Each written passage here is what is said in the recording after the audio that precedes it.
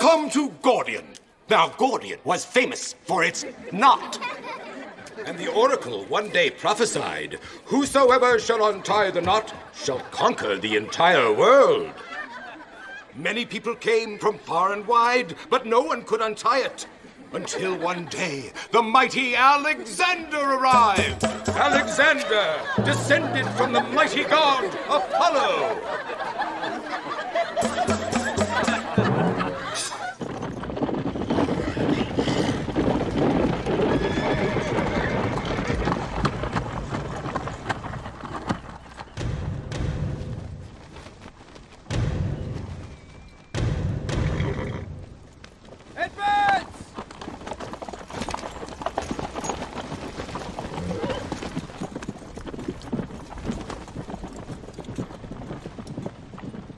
Apollo enlightened Alexander and showed him how to untie the knot.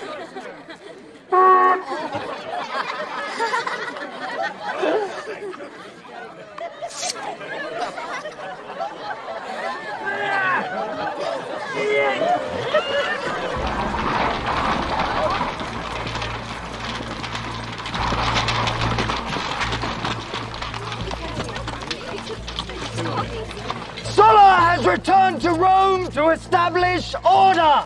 He declares that the innocent have no reason to fear, but that those guilty of crimes against him shall be most severely punished. The men whose names are written on these lists are declared outlaws. They have no rights as citizens henceforth. They may be killed on sight.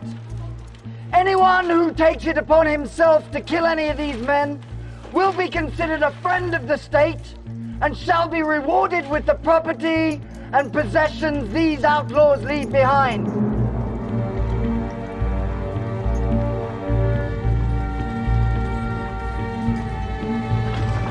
It's the greatest crime in Roman law.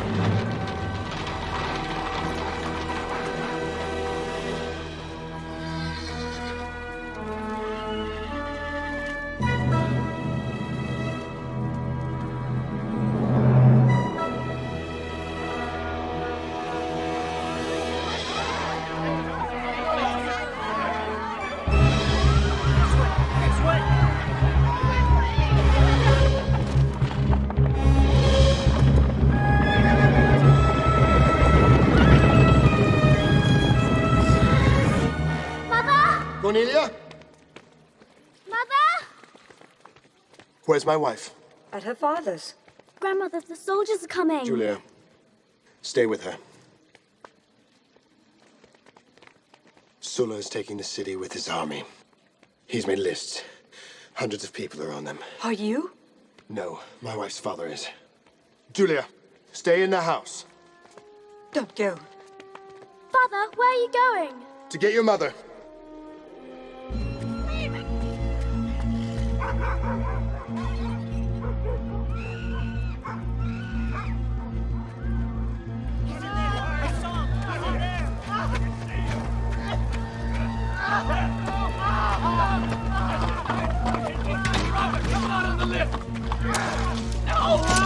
He's the one you want! Over there! Where? Right!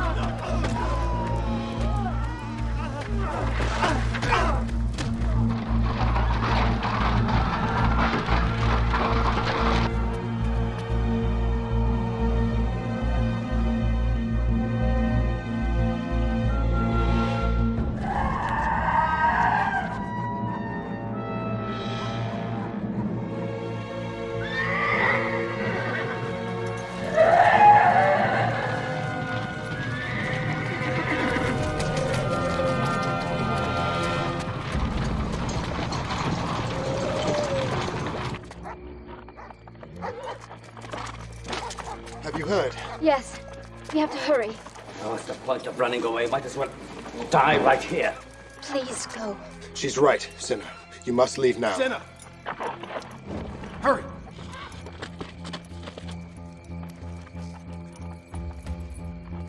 Go. Please, Father. Go, hurry!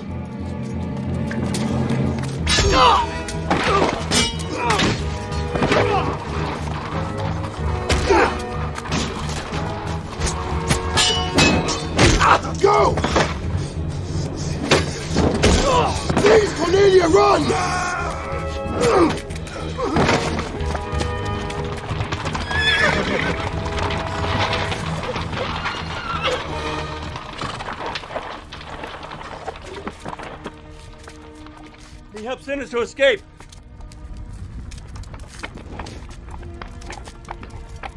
Give me your name. It's Caesar, from the house of Jula. Arrest him.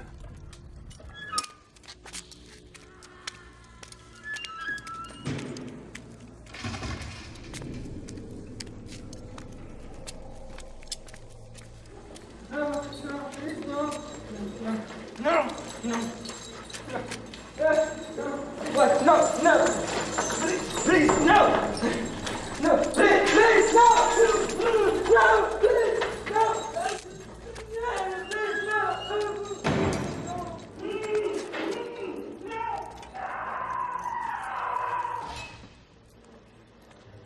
It's in any ruler's interest to keep peace among the people.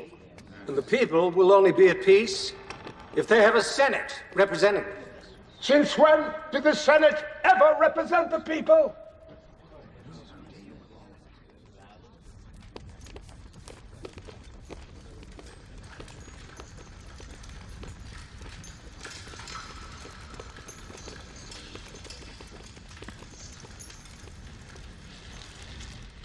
Okay, so why is your mouth hanging open? You have nothing to fear. You are not on my list. Sir, if I were on your list, and it were for the good of Rome, I would gladly die. Well, when you say that, I truly believe it to be true. So, I repeat, when did the Senate ever represent the people? I want the man with the humblest upbringing to answer me.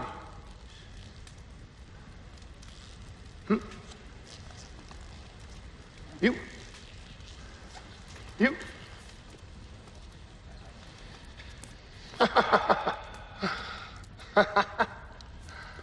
So it's me. I will answer you. You were all aristocrats. Your feet have never touched the ground, your ass has never touched a horse. How can you possibly represent the people whom most of you have never even met? We represent the people by preserving their traditions. If they think you want to be king... King? Did you say king? King? What would the name king buy me that I don't already have? Yeah, if the people know the Senate is still meeting to advise you... Oh, yes, oh, yes. Oh, they will. That is my fondest wish. So, I would not be a true Republican if I did not introduce a, how do I say it? A earthier element among your ranks. Gentlemen.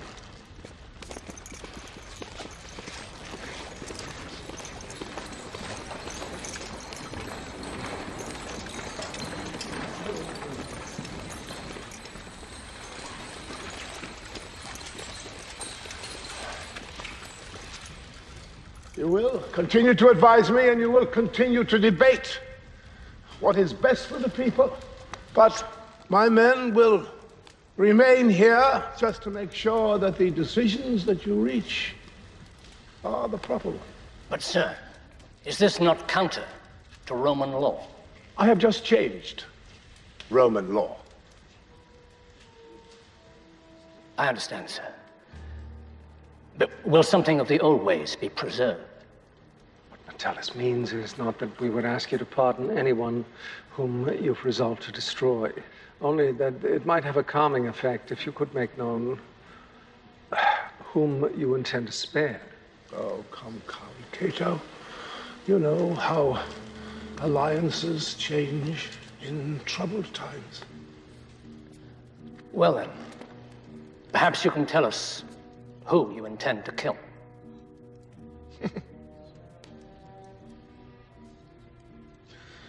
Well, let's begin with you.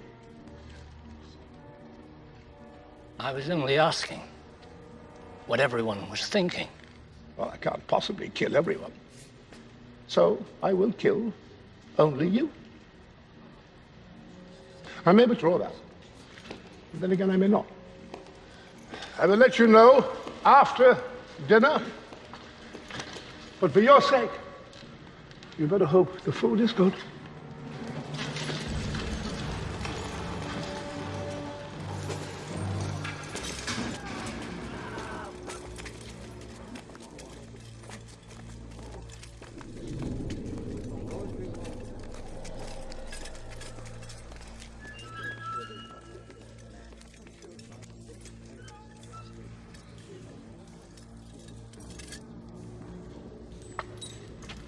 Are you Julius Caesar?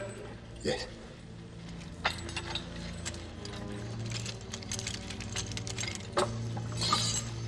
This way.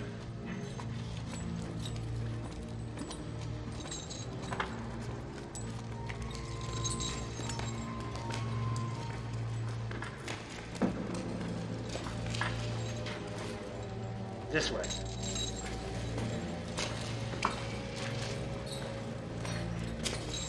I want to see Sulla. Please. No. No to see Sulla. I've been a member of the Senate for 30 years. I want to see Sulla. Take me to Sulla.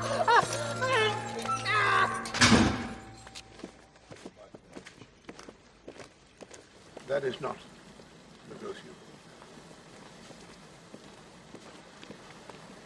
Who's this? Julius Caesar. Ah. Nephew to Marius.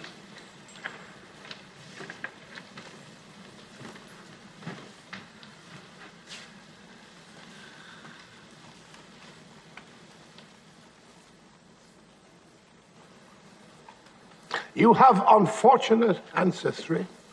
If you think it's unfortunate to be descended from the gods. Now, which god was that? The Julians are descended from Aeneas, who was... The son of Venus. Ah, yes. I recall Marius making such claim. There are many people these days who claim to be descended from gods. We have a crest which proves it. I believe you could have them fashioned in the marketplace for a couple of dinars. Why did you ask to see me? Your mother? She came to see me. Did she ask you to spare my life, and what, you agreed? Well, I promised that I would consider it. And I'm supposed to be grateful to you? No. She is. We're old friends. You've killed a lot of old friends. Oh, yes. True. True. Old friends in the day become fresh enemies at night. What do you want in exchange for my life? Why do you think I want anything in exchange? Men like you don't give things away for free. I'm not a man without compassion. I will help you if I can. First, you must understand the gravity of the crime. Sulla was my greatest enemy, and you helped him to escape. Did he? Of course not. He did escape my soldiers, only to be killed by one of his servants. My wife. She's well. I leave women to their health. And since you are only the son of sinner by marriage, I intend to leave you to yours. If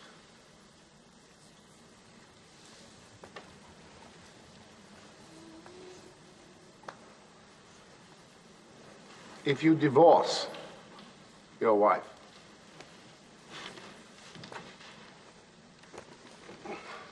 Well? No. I refuse. You refuse to divorce your wife, even though it may cost you your life? My wife is my teacher. She's cleverer than I am. She's more honest than I am. She's a more compelling argument than I am, or you are, or your offices. I won't divorce her. That is my answer. Oh, Pompey. What do we do with men such as this? I don't know whether to embrace him or strangle him. I think we should let him go. What? His uncle Marius was my greatest enemy. He's got 10 Mariuses inside him. Look at his eyes. You want to let him go? It's the ones who smile and flatter you should worry about. He speaks plainly. You do speak plainly, don't you? Always. Now tell me, would you kill me if you could? In an instant. Ha ha.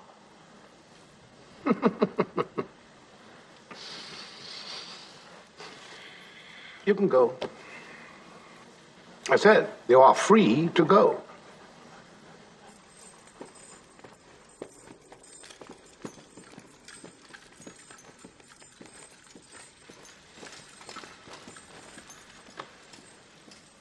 What a big heart that boy has.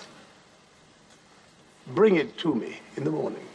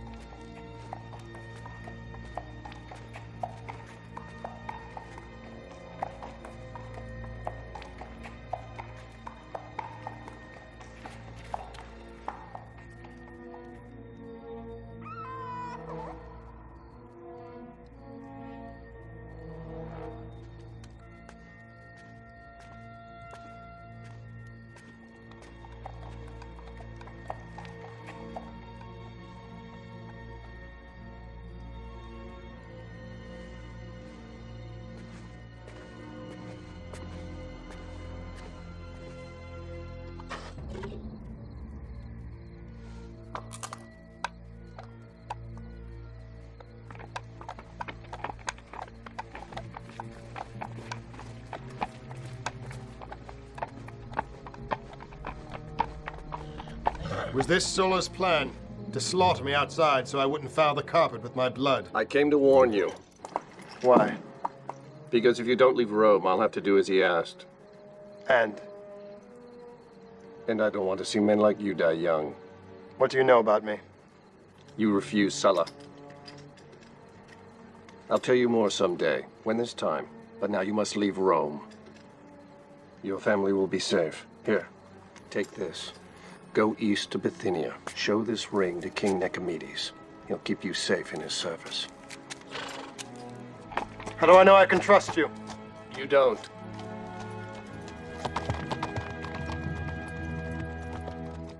I will not hand my fate over to that man. So you'd let him kill you? And he can try if he wants. I am not leaving Rome. Why must you be so stubborn? Pompey himself came to offer you help. Why won't you accept it? He is Sulla's man. It could be a trick. Don't you trust anyone at all? Yes. I trust you. Then listen to me. You are not the heaven and the earth. You're just a man. And some things are bigger than you are.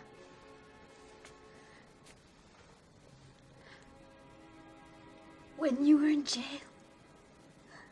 I thought you were dead. I started to grieve your death. I'm asking you to spare me that, Caesar. How could I live with myself if I knew I had one chance to save your life and I failed?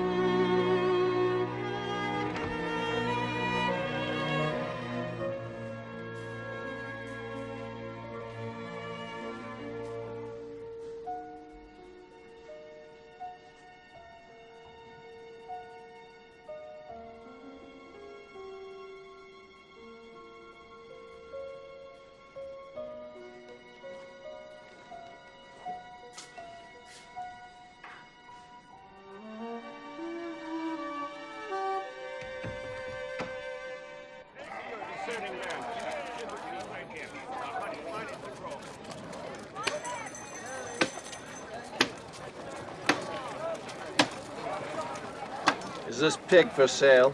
How much will you give me for it? 10 dinars. That's good money for a swine. He requires carving. Julius Caesar.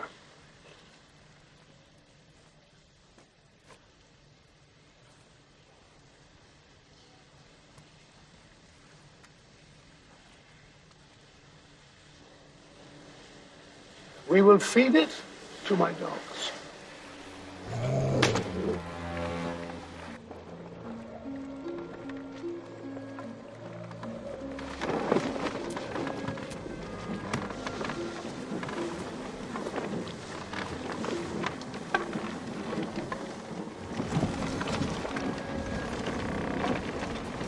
That's the coast of Crete. The ruler there used to make up laws and then hang them so high that people couldn't read them. And if they broke the law, he'd show them no mercy. Today, the shores are infected by pirates. We need to anchor for the night.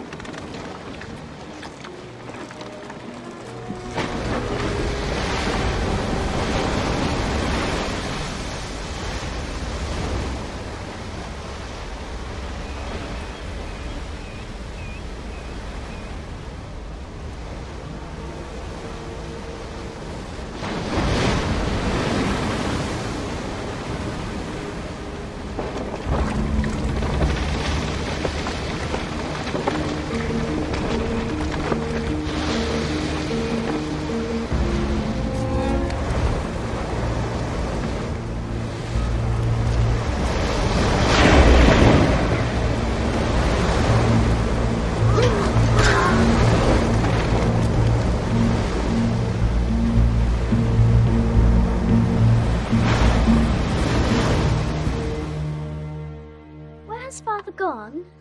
To the other side of the water. How long does it take to cross the water? Depends on the wind. Sometimes you can cross it in days.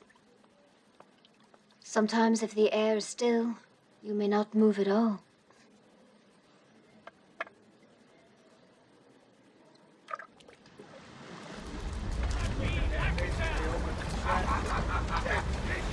That wasn't much of a fight.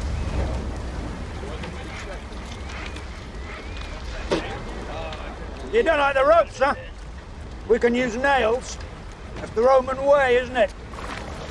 What kind of ransom do you get for a Roman these days? 2 talents. But I'd pay 3 to watch a Roman drown. You get 50 for me alive. And who would collect it? They would.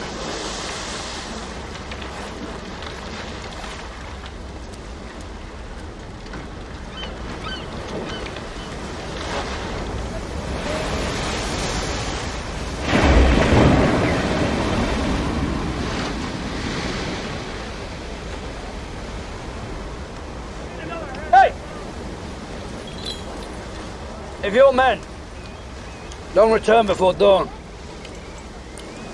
you die.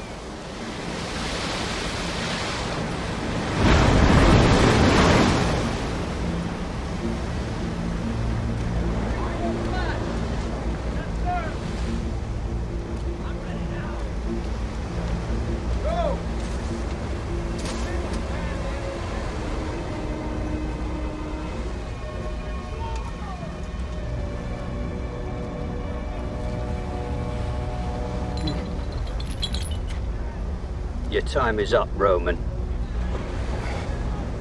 I'll fight one of you for another day.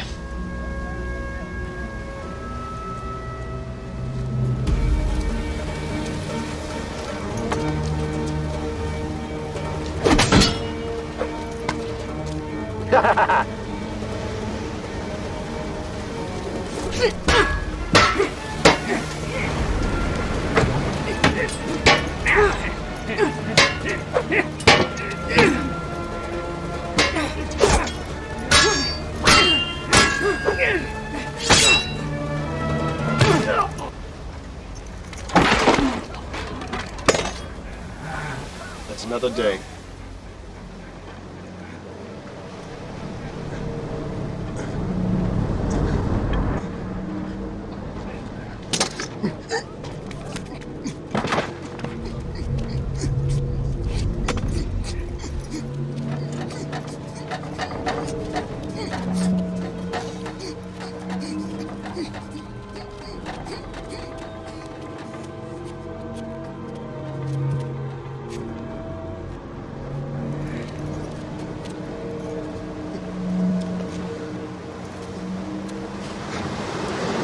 Nobody's coming back for this, Roman. Throw him in the sea.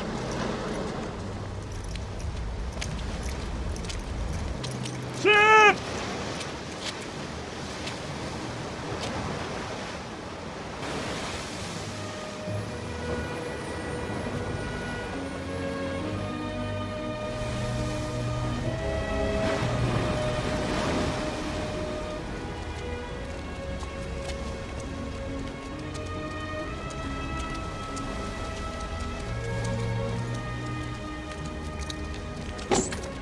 $50 talents.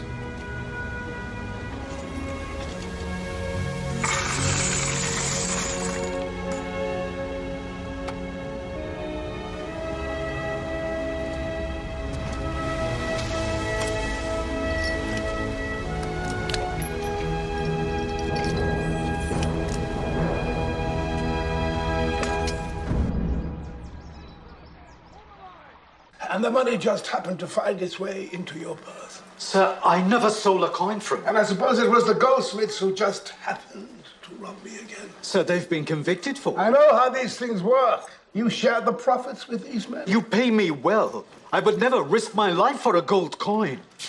This is the magistrate's testament. The goldsmiths have confessed. Flavius had nothing to do with it. Are you trying to tell me that a man who handles so much gold never put a piece into his pocket? He's been proven innocent. This needs your signet. Strangle him? Wait. He's been proven innocent. But I just disapprove of the verdict. Sulla. He's a good man, and he's here on my introduction. Allow me to vouch for him and to protect him. You can vouch for him all you like. But protect him, you can't. The penalty for theft is strangulation. Strangle That would be him. an error of judgment. My judgment?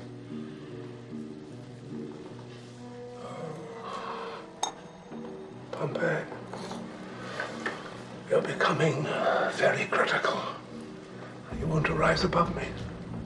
You're just waiting for your chance. Most men worship the rising sun and not the setting sun. That's how the saying goes, isn't it? But I am not the setting sun, not yet. And in the meantime, I expect you to subordinate yourself to my wishes, whether you understand them or not. Strangle him. Now, you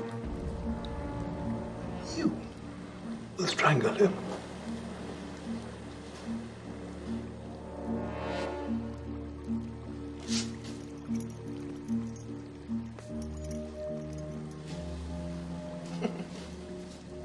No. Did you hear him say no?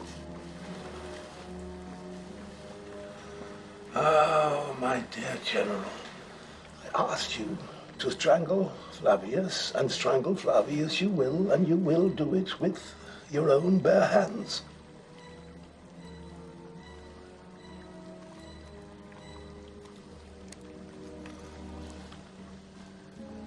You will strangle Flavius, or you yourself will be strangled. Strangle him! Strangle him now! I will not have my orders disobeyed! I swear to...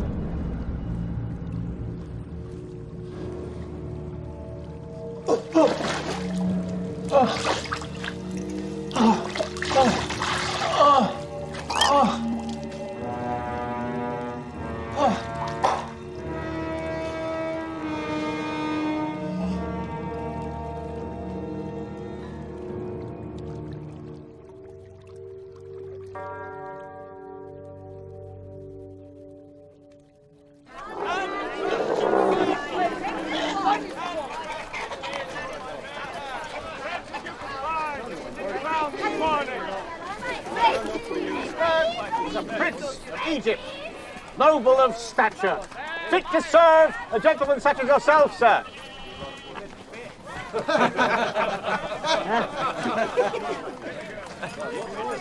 Ah, yes, sir. This young girl, new from the north, will have special ways of delighting their masters, and young enough for you to teach her a few of your own. Oh, no. No, sir. He's hardly able to lift a bucket of wine unassisted. He'll disagree with everything you say. He's unfortunately skilled in the arts of the tongue. In what arts of the tongue are you versed? In the arts of Euclid and Aristotle, the arts of verse. I can recite much of Homer from memory and all of Pindar. The arts of politics and the state, logic, metaphysics, epistemology, rhetoric and sophistry. Sophistry? Now, doesn't that mean you know how to tell fancy lies? There's great power in ambiguity, sir. But not all men use advantages to wicked ends. Are you experienced teaching the young? Yes. And much prefer it to teaching the old. Why is that? Because they exhibit more wisdom.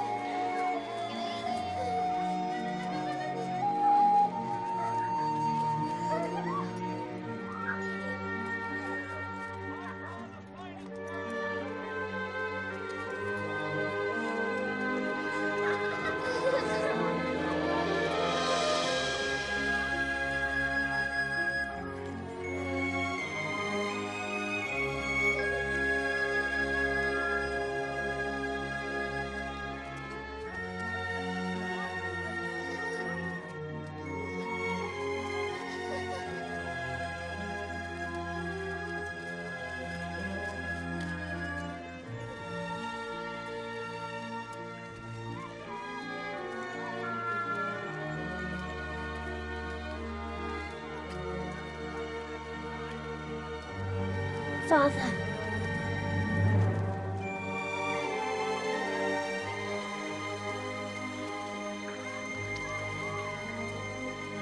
Who are your friends? Portia and Marcus. Don't you remember them? Of course, Cato's children. Just still grown so much. That's our cousin. Brutus. What you reading? Ethics. Aristotle. My Uncle Cato gave it to me. How is he? He's as grumpy as ever. Hasn't changed a bit. Mother. Father, did you bring me anything back from the East? Did I bring you back anything? Yes. I brought you this. Apollonius. This is my daughter, Julia. Apollonius will be your teacher.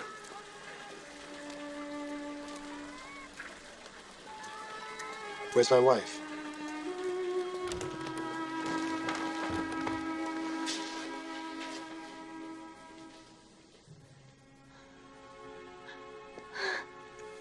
Caesar. Don't get up. I'm not ill.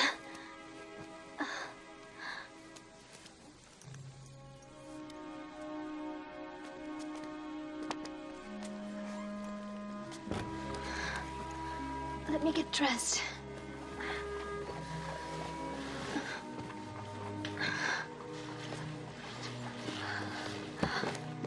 I'm well.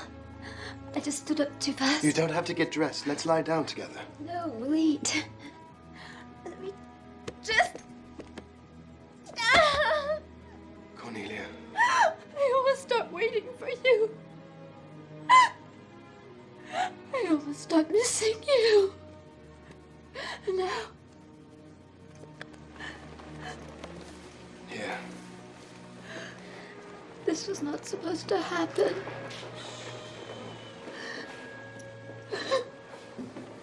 I'm back now, my love.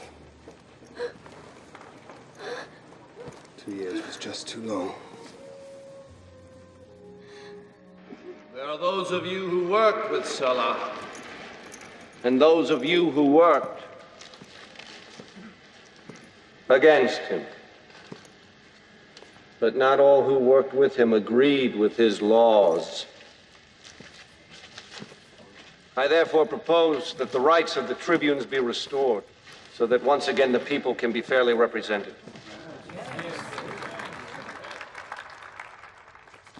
I propose a thorough reform of the courts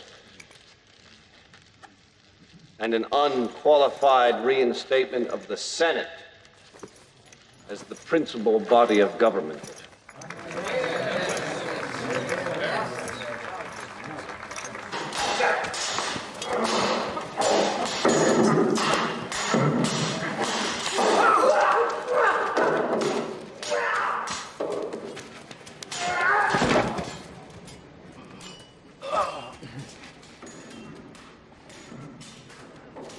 Caesar. It's good to see you fresh from another victory. Huh. Oh, he lets me win. He makes me feel old. I'm glad to see you made it back safely. I hear you met with a number of obstacles. Yes. Fortunately, your friend Nicomedes has proven to be a great ally. I never had a chance to thank you for saving my life. You defied Sulla. He told you to divorce your wife, and you said no, even though you knew it meant certain death. That impressed me. And it reminded me of something.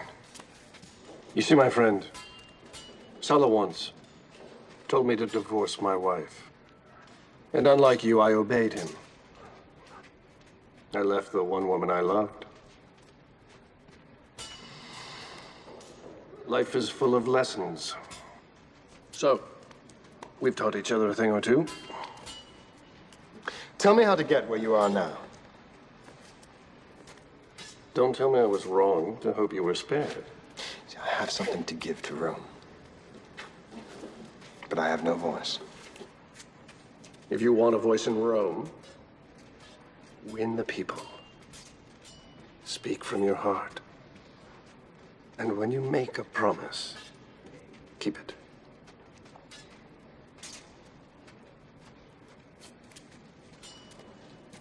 Pompey, I promise you, if you ever need my help, just give me a sign, and I'll come to your aid.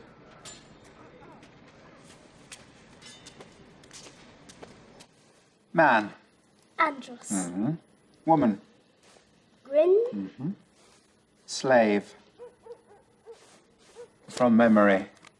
Why do I have to learn Greek? Because it is the greatest culture the world has ever known. Better than Rome? Much. So is a Greek slave better than a Roman free man? I'm content to be what I am. You can draw your own conclusions from that. But you'd rather be free. Well, all men would rather be free. Because then you could do what you wanted. I can do what I want to do, even as a slave. And some men who think they are free are not free at all. They are bound by their own poor ideas. But if you're my slave, I would set you free. Julia. Father! Don't set him free, I'd have no one to educate you. He could educate me just the same if he was free. Oh, yes, but then I couldn't afford him. Sweet gods, come quick!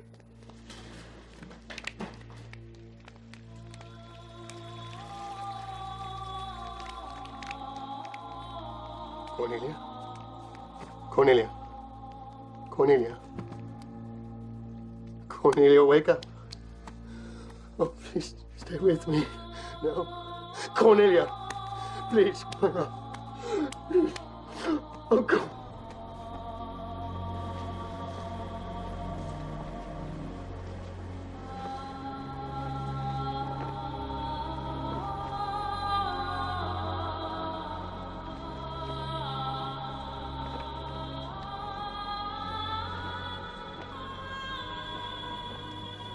My name is Julius Caesar. I'm here to honor my wife, Cornelia, publicly and for the last time. She was a good woman, She gave no thought to her own well-being, only to the well-being of others. Rome was her first and greatest love. We shared that love.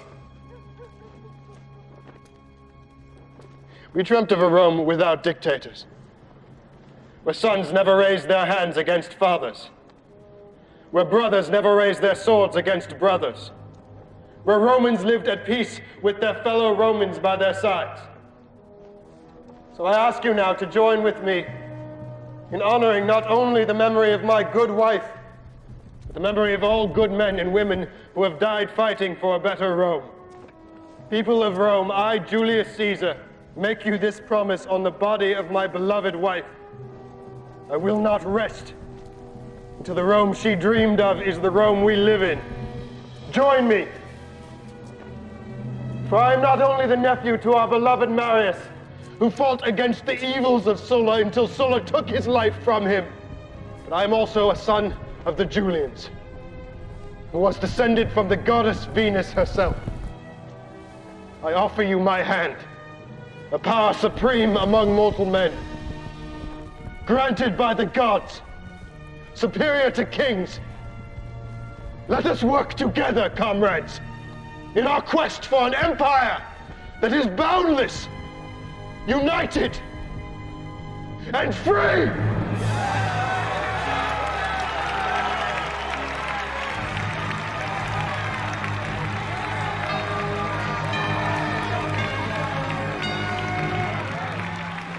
We shall have to watch him. Or use him.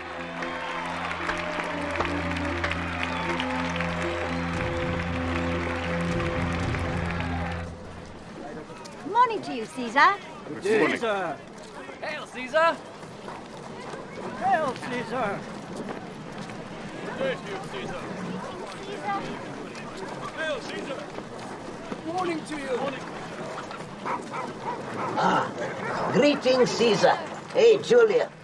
I have something for you. Now then, here. And I hope it will make you smile.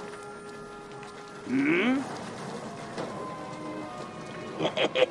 That's the first I've seen you smile in weeks. Move on! Get away from my stand! Get out!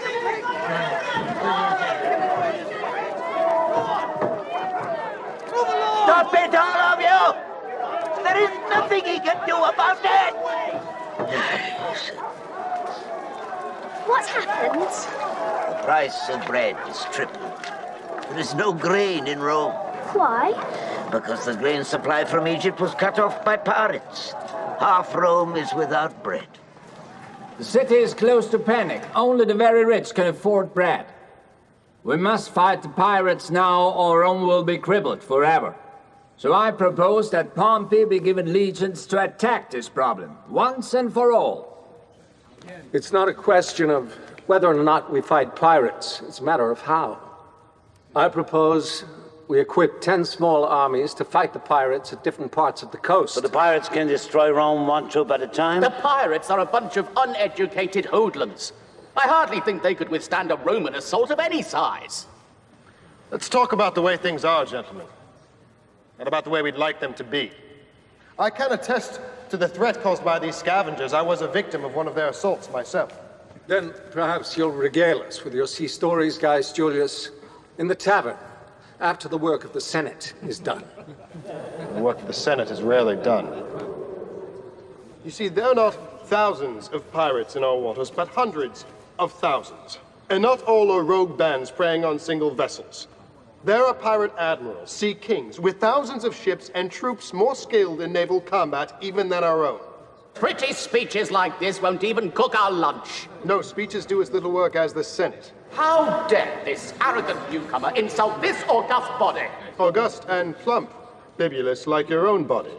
Fat from idle chatter and inactivity. Enough, enough, enough! We have a man in our company who can resolve this conflict with the pirates. But do we honor him with that duty? No. I'm with Caesar. We have no bread. Now, are we a great empire, or are we going to be ruled by outlaws? To perform this commission, Pompey will have to be given an army twice the size of the one Sulla used to take Rome. Have we learned nothing from the past?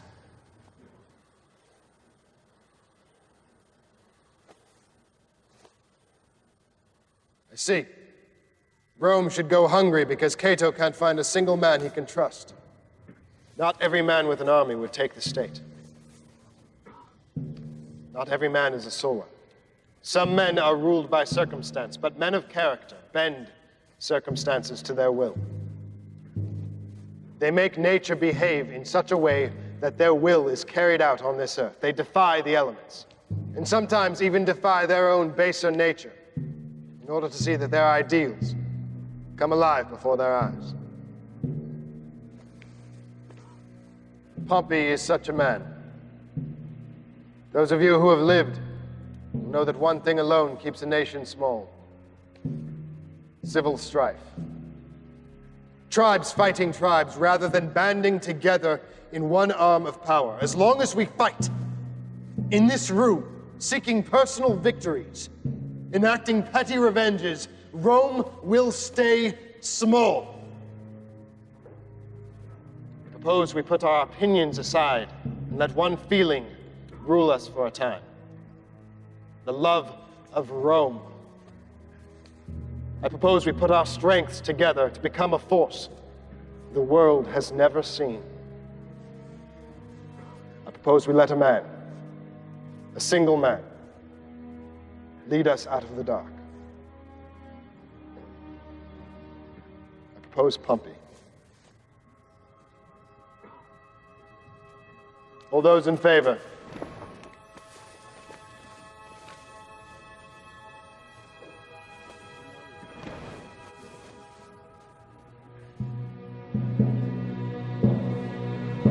Can we come inside? You said we could. Why? There's nothing but a bunch of dusty old senators in here. Is the consul in there? Yes, this is Consul Gnaeus Pompey. And who is this? This is my daughter, Julia, and Apollonius, the wisdom of our household. Well, Julia, your father has just proved to us he'll have my job one day. But don't think it's all fun. Why? Because he'll always have these men around him. They're silly looking, aren't they?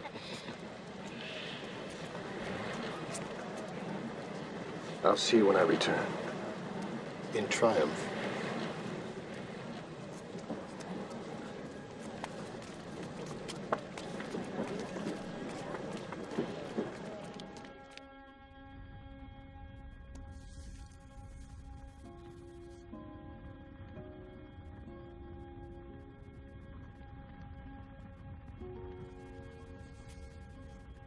Apollonius says that when we die, our soul goes to a place where everything is perfect.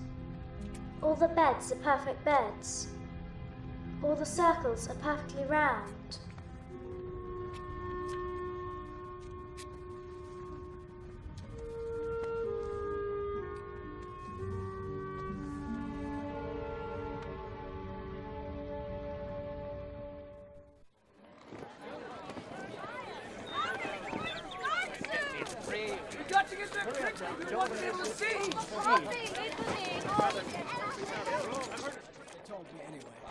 Julia.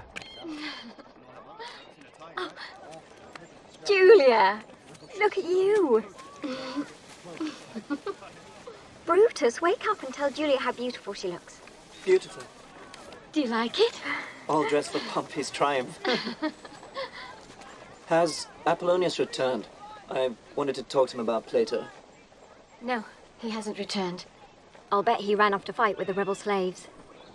Those rebel slaves are not like Apollonius. They aren't educated men with happy homes.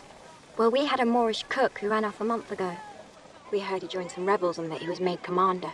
From cook to commander, it's so inspiring. You talk as if it's a game. I don't. Think about it. At least half of the population of Rome is made up of slaves. And what would happen if they all decided to rebel? It would be the end of Rome. Rome had to act. What do you mean? Pompey.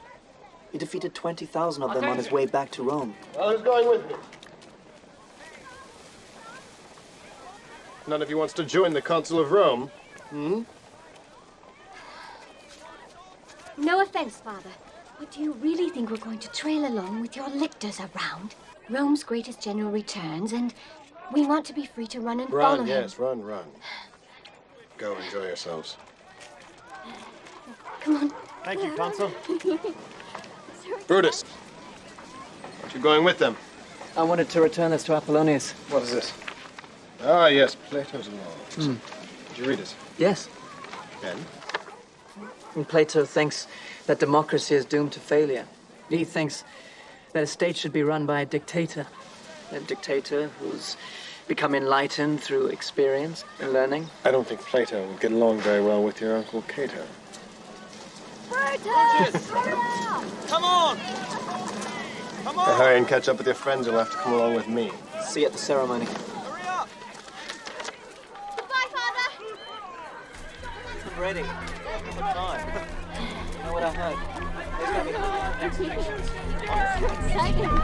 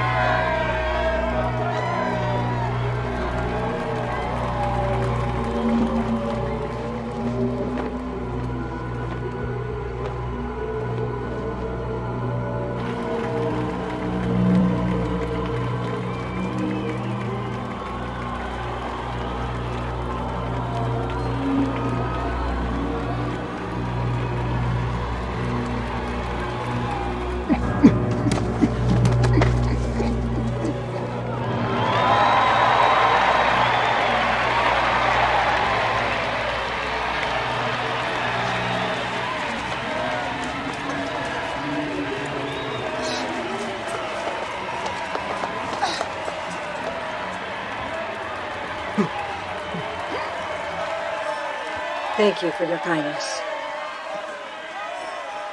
Let me take care of my son now.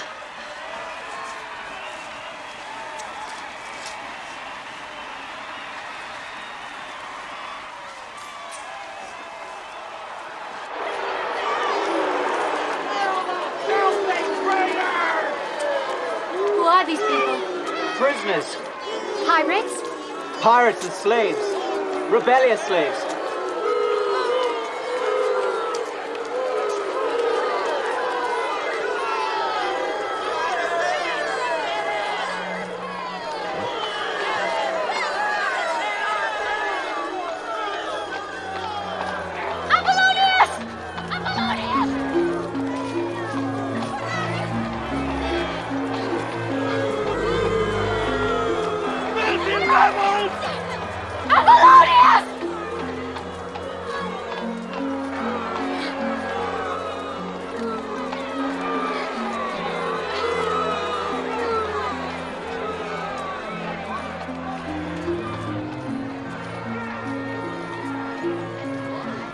Consul!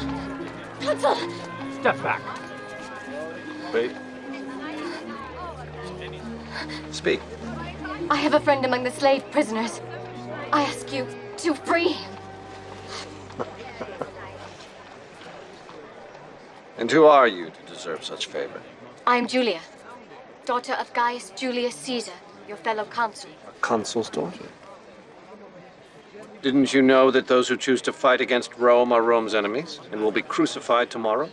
Apollonius was my teacher, not an enemy of Rome. Everything good and decent I have ever learned has been taught to me by him. You must spare him. For my sake.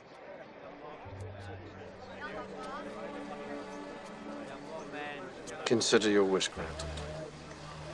Take her to the holding pens and release this slave Apollonius into the custody of his lawful owners. Yes, sir. Thank you, Consul.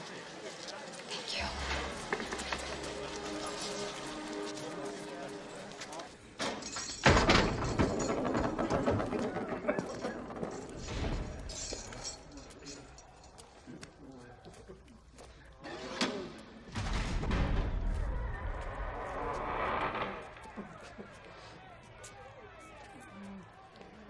Apollonius!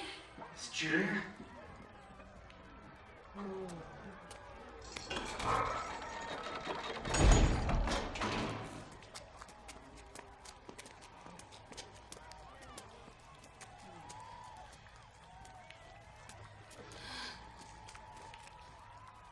Apollonius. I've come to take you home. I'm not coming with you.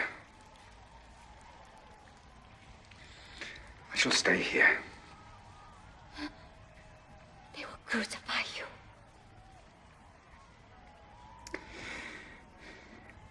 You have grown into a fine woman. Intelligent. Full of everything that makes the Romans great.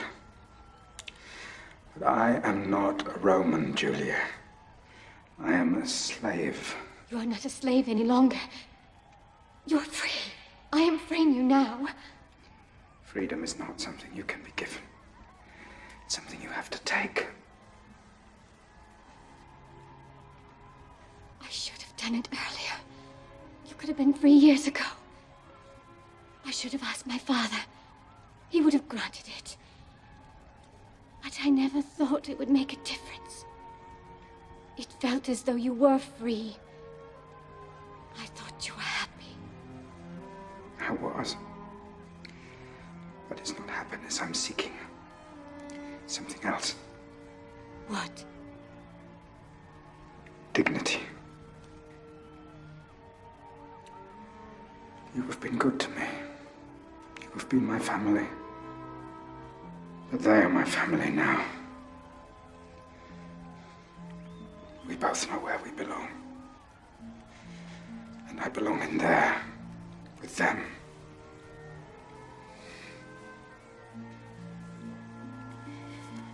One day you'll understand, my dear Julia. Goodbye.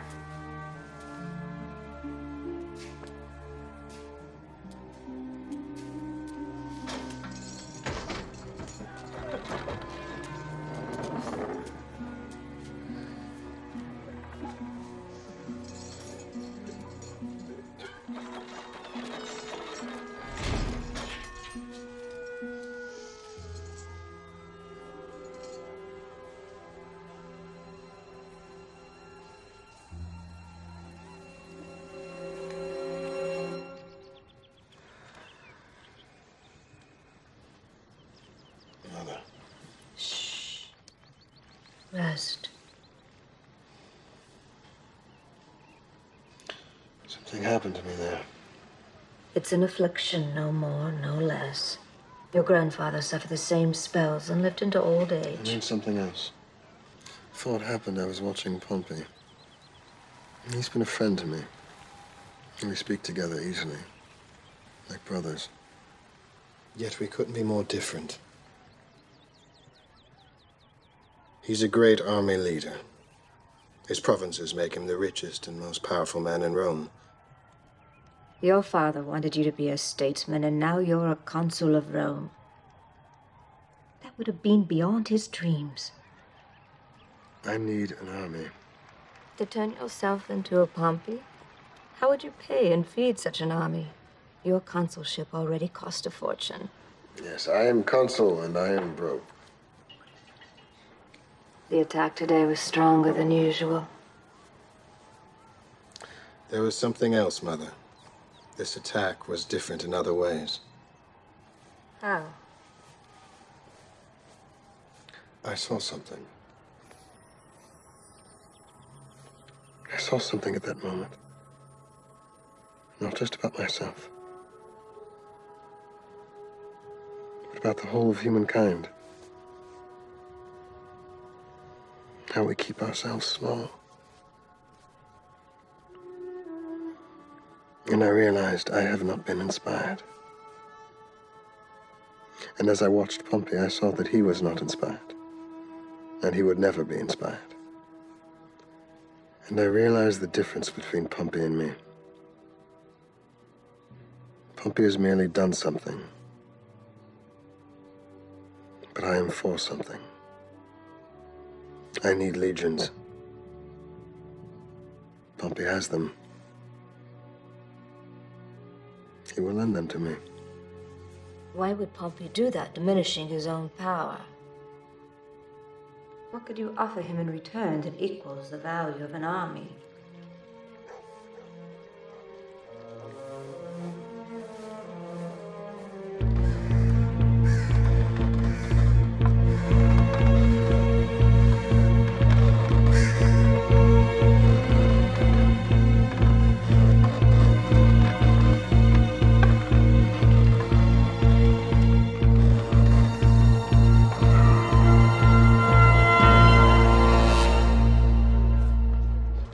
Julia. I'm sorry for what happened to Apollonius. I felt great affection for him as well. He's a believer, as I am, in the old ways. We trust in the wisdom of our forefathers and in their laws. And I, Cato, trust in him. Cato, you flatter me. But let us give credit to another man. For I could not have fought a war across the sea without knowledge that Rome was in safe hands here at home. And for that we owe a debt of gratitude to my friend and fellow consul, Gaius Julius Caesar. Caesar!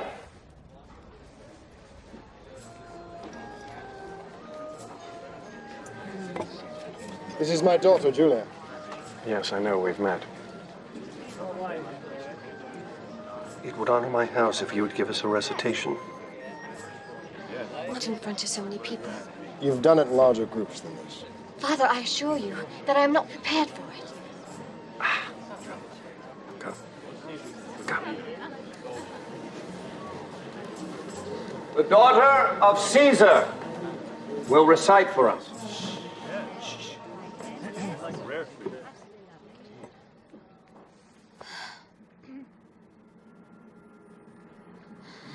Tonight, stand beside me and praise with me a man dear to me and to the gods, mightier in victory than the kings of Mycenae, with their golden-haired horses, and stronger from war than the battle ghosts that ride the shores of Troy. Hear me, sons of bold-headed men. Hear me sing the victory of a man dear to me and to the gods.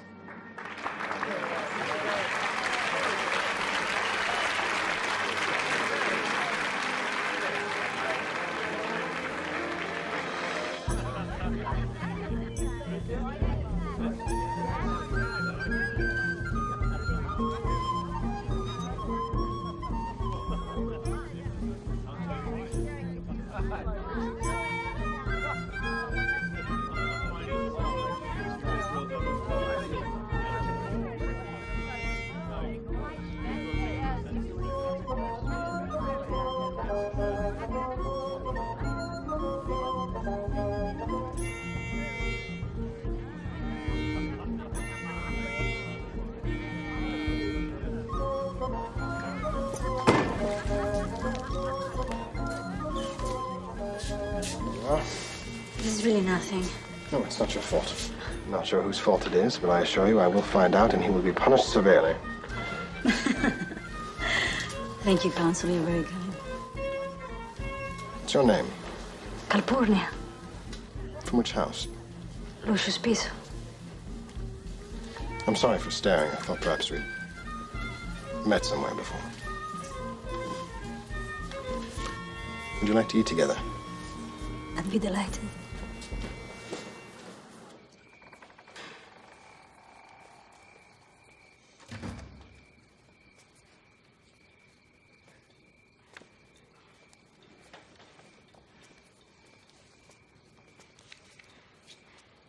What hour do you call this?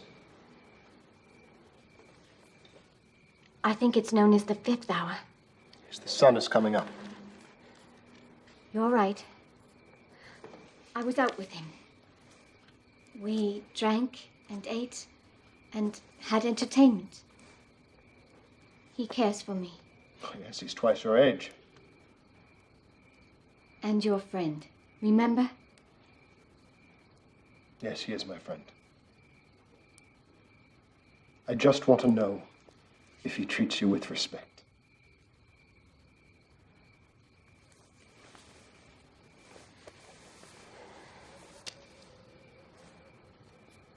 I like him. I do. I don't love him, not yet, but that may come.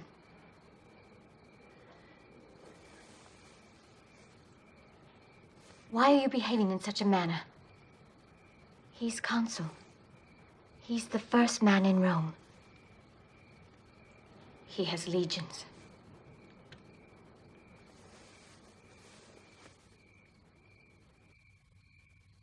Your price is high. Price? It's customary for the father to offer a dowry. You know I have nothing to give you.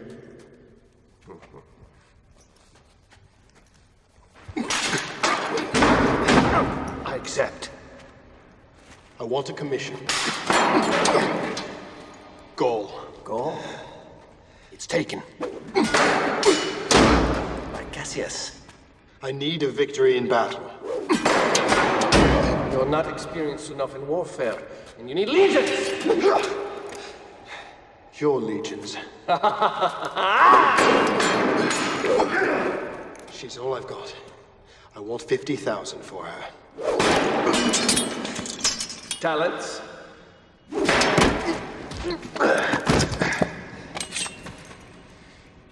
Soldiers.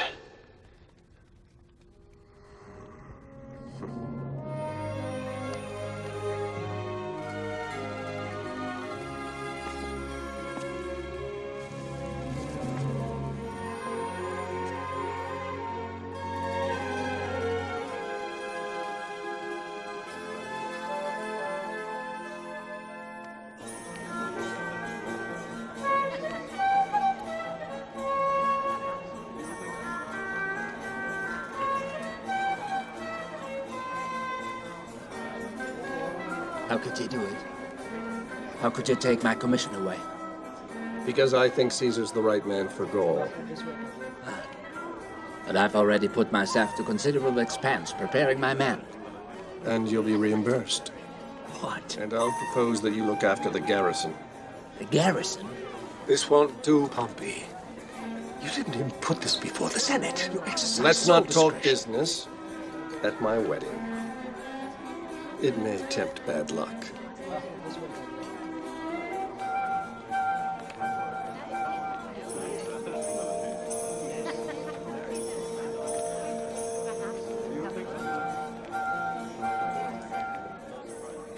I have a confession to make.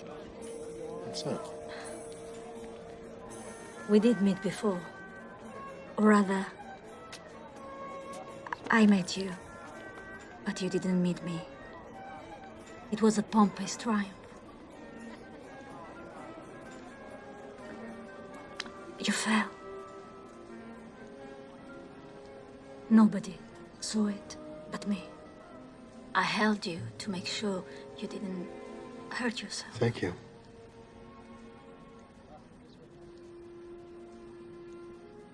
It shames me. I never know when it's going to happen. Many people believe that those who have the condition are holy, blessed by the gods.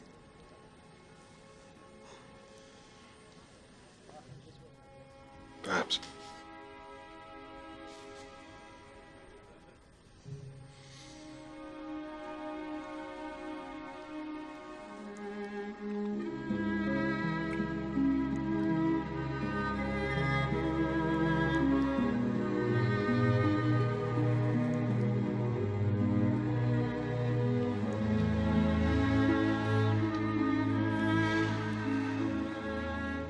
What do you suppose a child with both of our faces blended together would look like?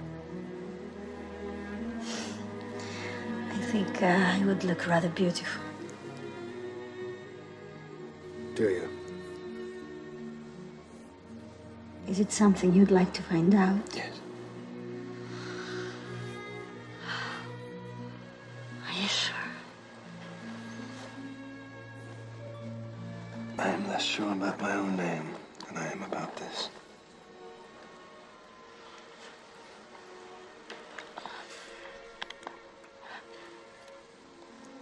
I am terrible around the house. We have servants.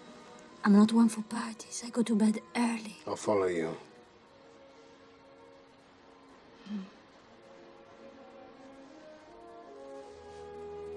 Caesar, you must make me a promise. Anything you like. Come back from this war alive. I promise you. And hurry. It's 2 promises. I'm winning. Well, that's 3 promises. Now it is your turn to promise me one thing. Will you marry me before I leave?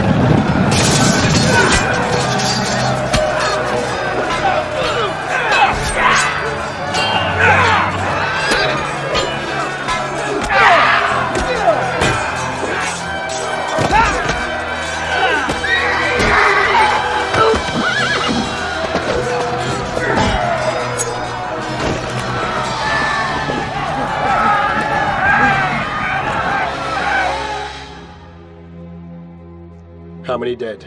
In the region of 23,000 Celts. And Romans? 112. I've had them prepared for burial back in Rome. We're not returning to Rome. We're going further north. There's a lot more of Rome out there. It just isn't called Rome yet. They're on attack, Harry!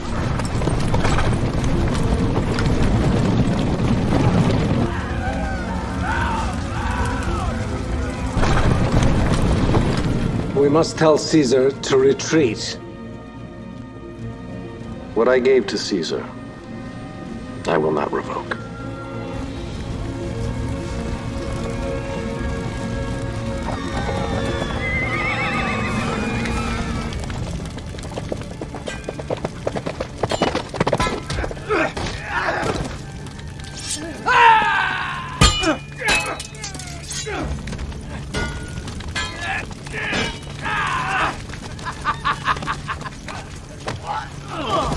Wait! Put down your blades.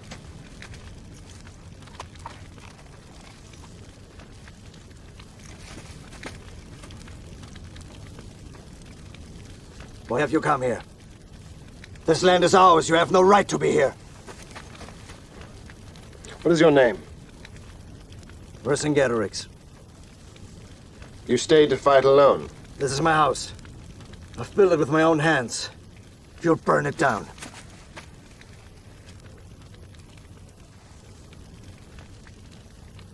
You're free to go.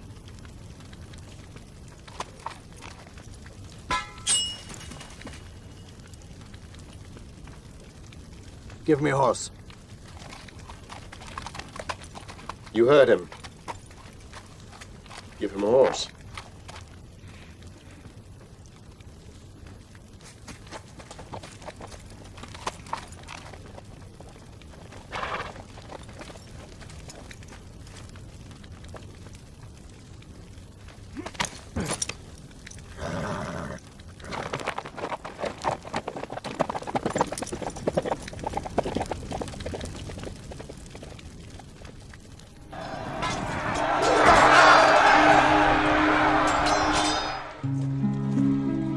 My dear Caesar, the people speak of you with admiration. Some call you the Great, as they called Pompey. In the market, people sometimes bow to me as I pass. It will also delight you to know that a marriage that began as an advantage has blossomed into romance. Watching Julia and Pompey together delights me and saddens me that you're not here. No one could be prouder to be your wife, Caesar. But after so long without you, I fear I'm getting used to my solitude. Come home soon, my darling.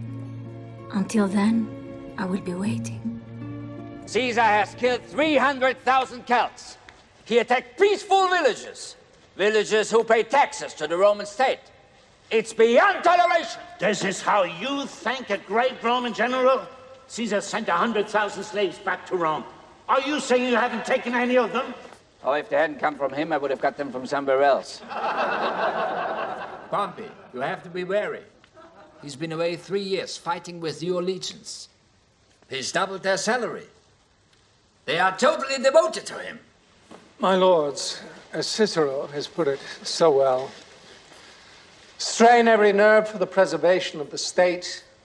Look in every quarter for the storms. They will burst upon you if you do not see them in time.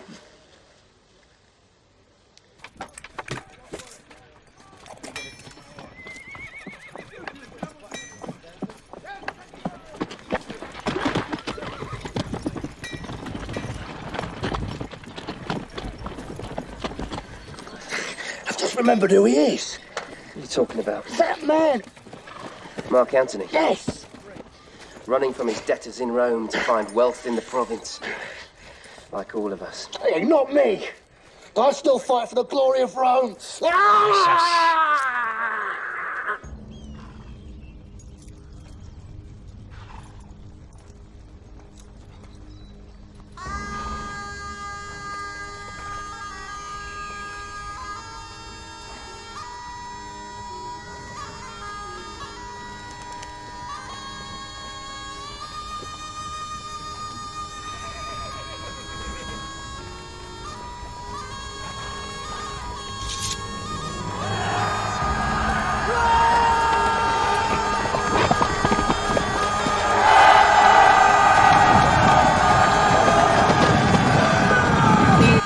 Cavalry's been attacked.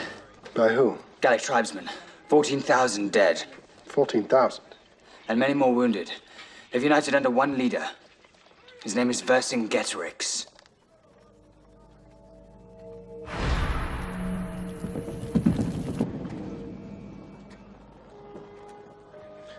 Where can we find him? In Alesia. How long is the march? 8 days.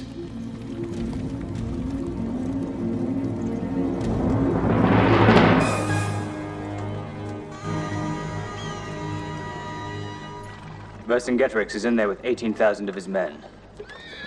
It's the most invincible stronghold in Gaul. We'll never break it. We won't have to break it. We'll build a wall around their city. We'll trap them inside and starve them. Nobody's ever built a fortification of that length. Then we will be the first. Let's not waste time.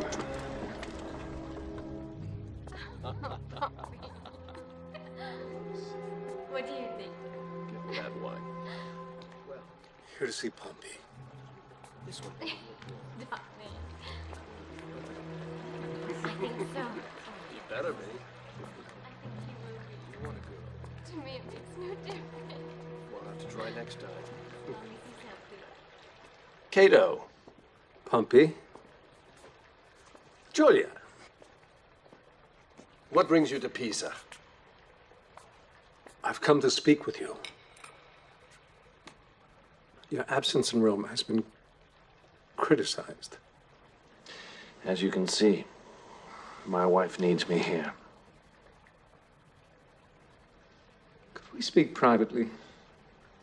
What's the matter, Cato? Did your conversation depend on speaking ill of my father? Sit, Cato. Thank you. Caesar is about to take the last stronghold in Gaul. Vercingetorix has called forth every tribe from the mountains to the sea. They're on the move to Alesia. How many men? 250,000. And my husband? 40,000.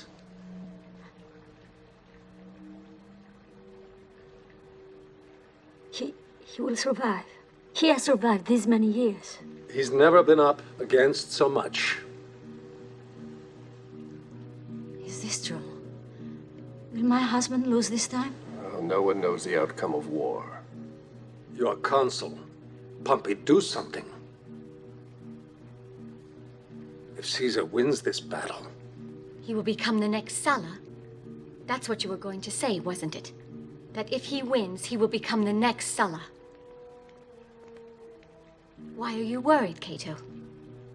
You said he doesn't stand a chance against the Gauls. Why call him back? Why not just leave him there to fight this battle to his own death?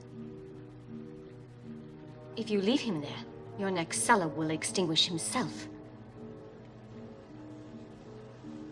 You're waiting for my husband to fail, aren't you?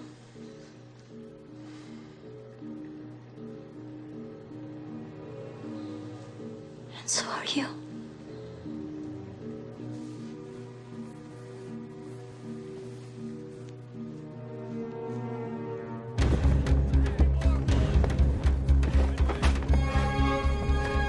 My dear Calpurnia, I'm doing everything in my power to make sure I come home safely to you. You must have heard we've built a wall to hold the Alesians in. What you may not know is that we've built a second wall as well, to keep their allies out. I say this to reassure you. They can round up 10 times our number and still we will defeat them. Because it's not numbers, but vision that wins wars. My vision is of returning to you, my love. And not just returning, but returning victorious, as I've promised you. When my men are tired, I can't always let them rest. When they're hungry, I can't always feed them. But when they forget their vision, I can share mine with them. And the more that I share, the more of it I have. It'll take 30 days to round up the tribes. How much food have we got? 27 days of grain. We'll make it last 35. We will divide rations. Have all the grain brought to the stores. On penalty of death, no one will eat beyond their measure. The tribesmen come from the countryside to fight with us. The Gauls would outnumber the Romans 5 to 1. If we succeed, we could destroy the Roman presence in Gaul forever. If we fail, we'll be their slaves.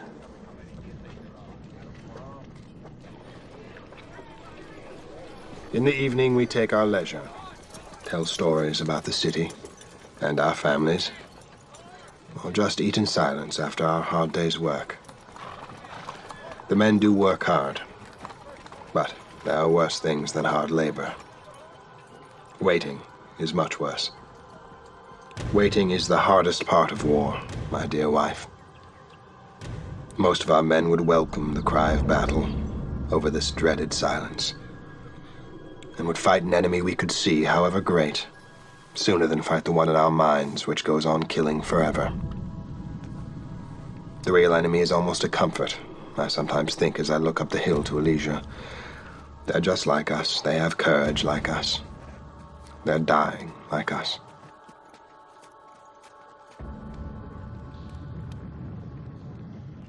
The tribe should have been here by now. If they don't come, we'll have to fight on our own. We don't have enough men. I say, we give ourselves up. And be Roman slaves? If we die, our gods die. At least if we live. In slavery. In any state. If we live, we can perform that service to the gods. We can keep them living for our children. You think the gods would want us to keep them alive so they can be worshipped by slaves? If we have nothing left to feed ourselves with, I say we do what our ancestors did. We eat the elderly and the infirm to keep ourselves alive.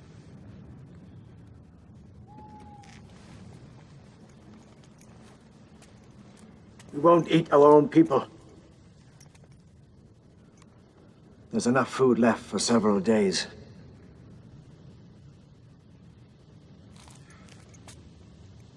If we only feed our men.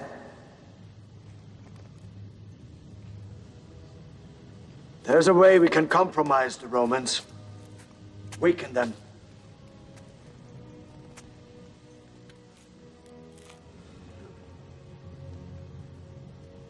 I say, we give up our women and children to them. Our rations will keep us alive for several more days. If our women and children become their slaves, the Romans will have to feed them, and that'll deplete their supplies. We must bid farewell to our families. We must do it today. And whatever happens, we must lock the gates behind them forever. Our survival depends upon it. This will be our sacrifice to the gods.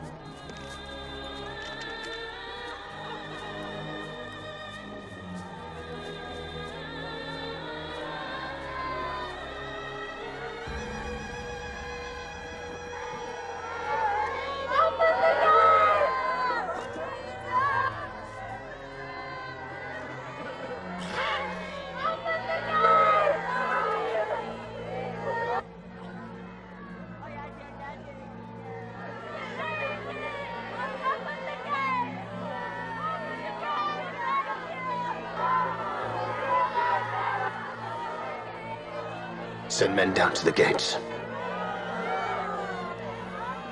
Bolt the gates.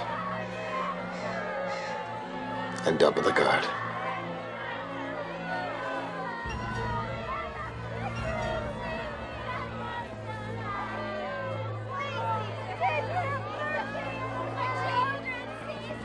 Caesar,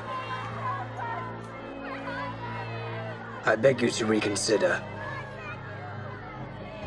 They'll all die.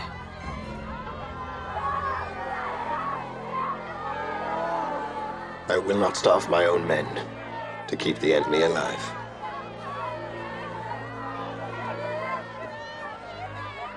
Send them back to Alesia.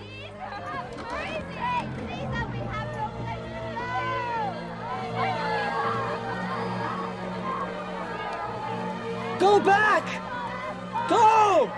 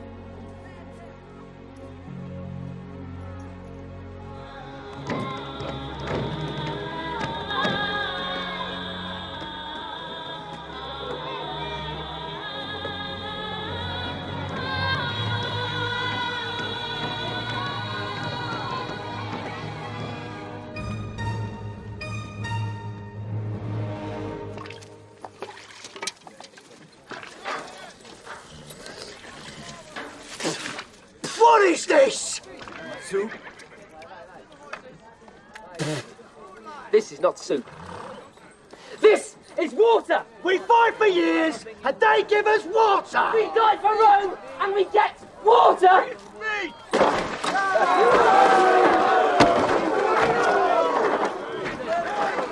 Stop! No!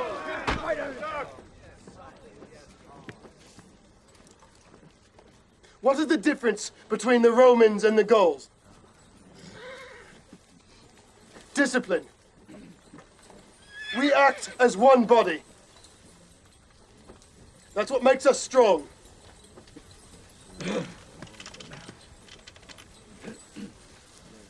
You think I eat well? Well, you starve. I eat the same portions as you. And I am hungry. But I would eat soil before I give up what we've come here to get. And that is everything you see. You. Where will you raise your family? On that hillside. Will that be a plot of land? You. That field there, between those trees, that's yours if you want it. It's rich soil, good for growing. All of you, each and every one of you will get his share. You have worked for it. By the gods, we have given our souls to this place for 8 years. Let's not abandon before we get them back. Open the gate!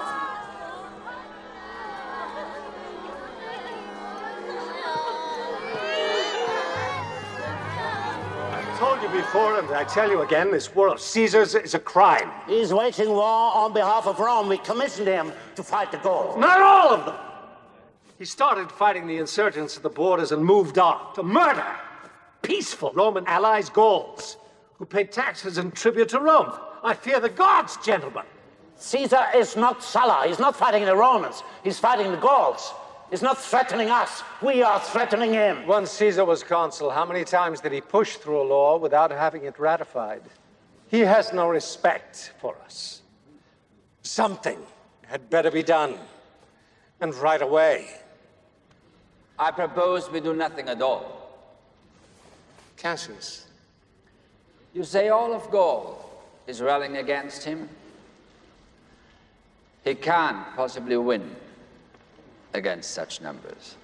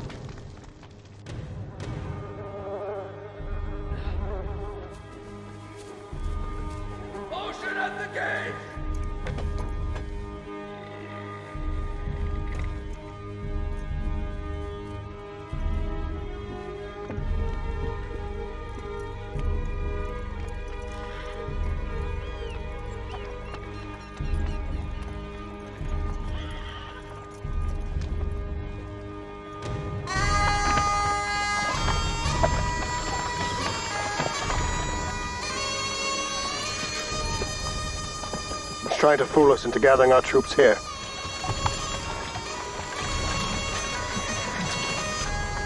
How do you know what he would do? Because it's what I would do.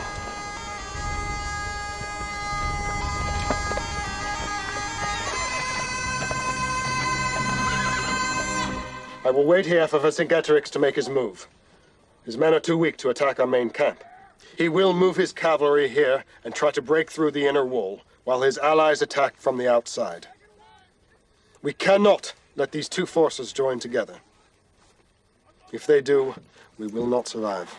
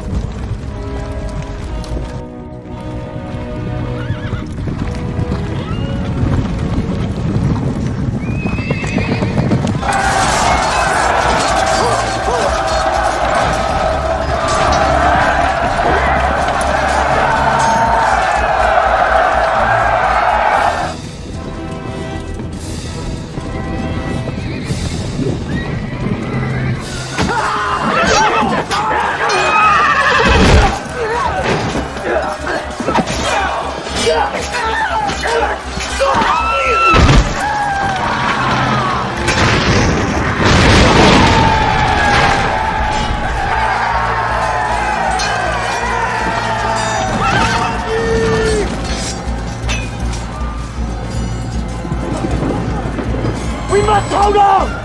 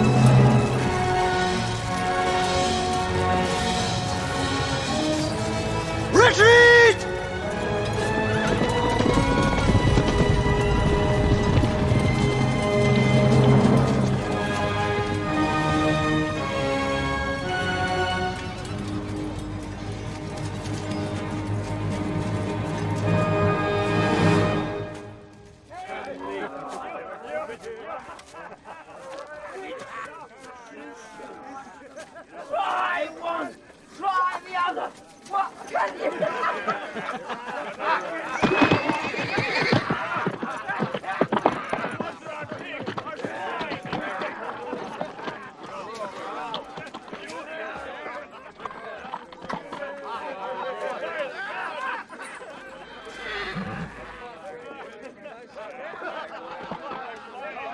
Caesar, your men are asking for you.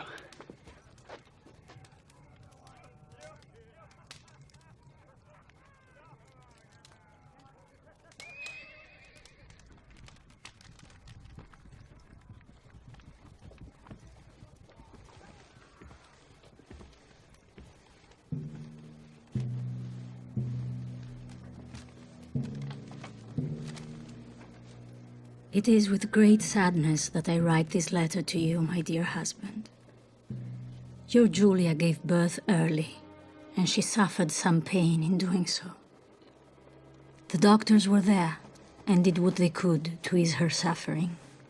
The child was a boy, but frail. Their efforts could not save him. He looked like you, Caesar. There was nobility in his face. Your daughter struggled to sustain this tragic birth, but in the end, she could not. Pompey has kept himself from the Senate, preferring instead to pass time in no company. He walks around the graveyard again and again, keeping fresh garlands on her tomb.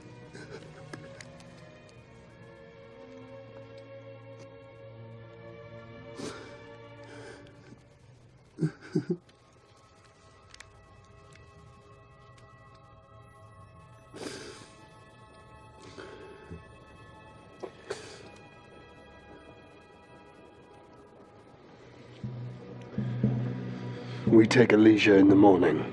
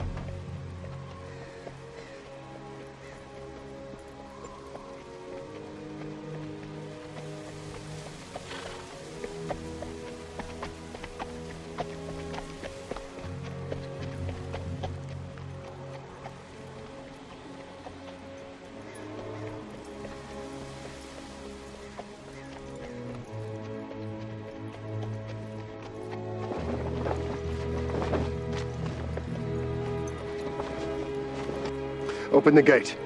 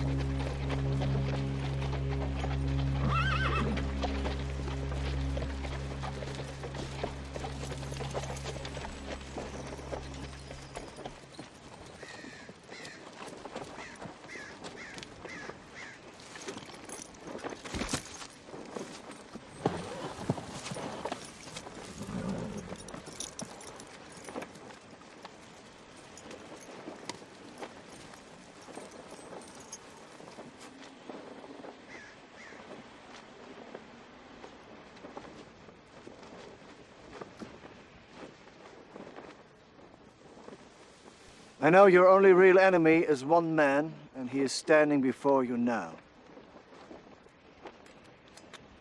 I'm giving myself to you, Caesar.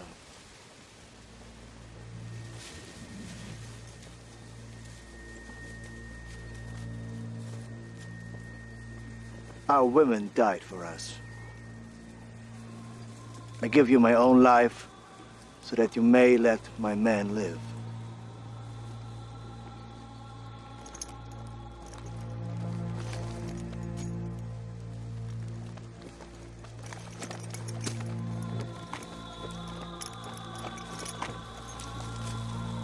If my men die, there will be nothing left of the Gauls, and no one left to worship our gods.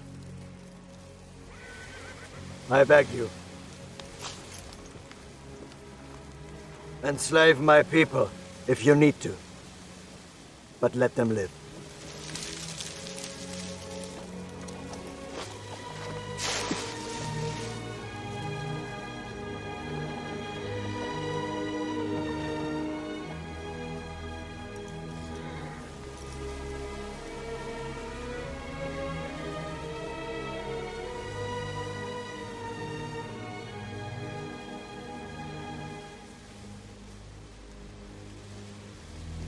Men will live.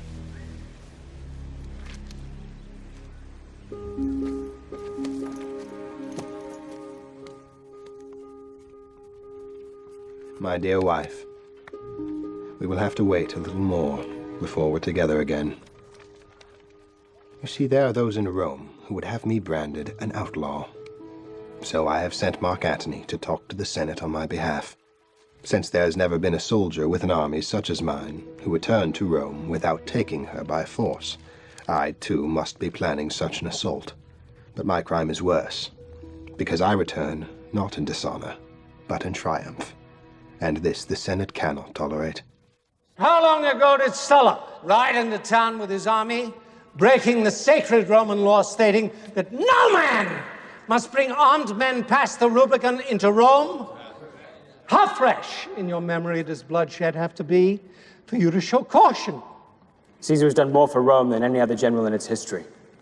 How do you respond? You strip him of his consulship, in his absence, without explanation. He's more than doubled the size of Rome in the last 8 years, and what do you ask him to do? Lay down his arms. It is not Caesar who is the criminal. It is this Senate. This Senate represents the people of Rome. This Senate represents its own interests. Sulla said almost the very same thing. If he said it, he was right. But the difference between Sulla and Caesar is the people feared Sulla. Caesar they love. You know nothing of the people's feelings.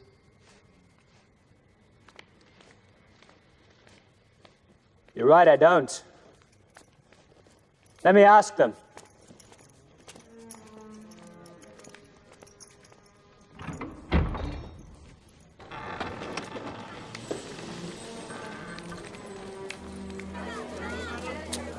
People of Rome, I come to you with questions from Caesar. He needs to know what you want, so he can better serve your needs. The Senate says they represent the people, but the Senate wants Caesar to lay down his arms and return to Rome as a man, not as a soldier. And when he arrives, the Senate will find him guilty of crimes against the state. Caesar's crime is spending 8 years in battle outside of Rome, with none of the comforts we all take for granted, and with a daily threat to his life. Why? So he can bring wealth to the Roman people.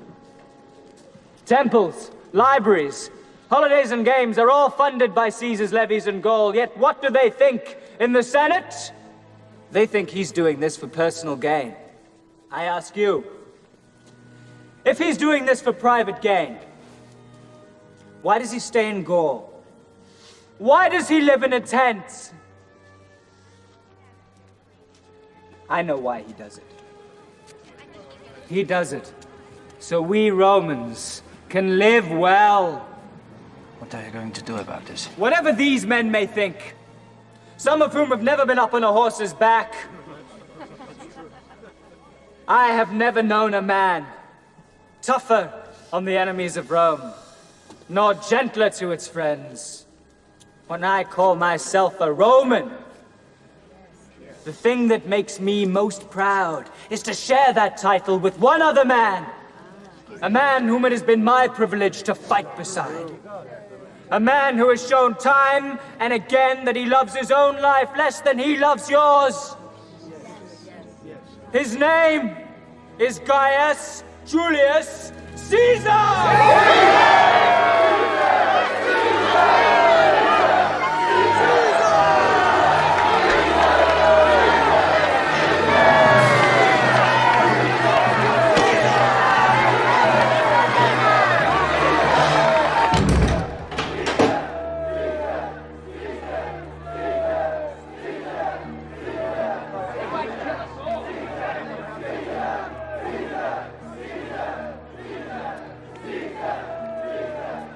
Do something, Pompey. Caesar could march on Rome at any time. I'm not going to wait for him to come to us. I'll gather our troops and attack him before he sets foot in Rome. I'm going to wipe him and his legions off the face of the earth.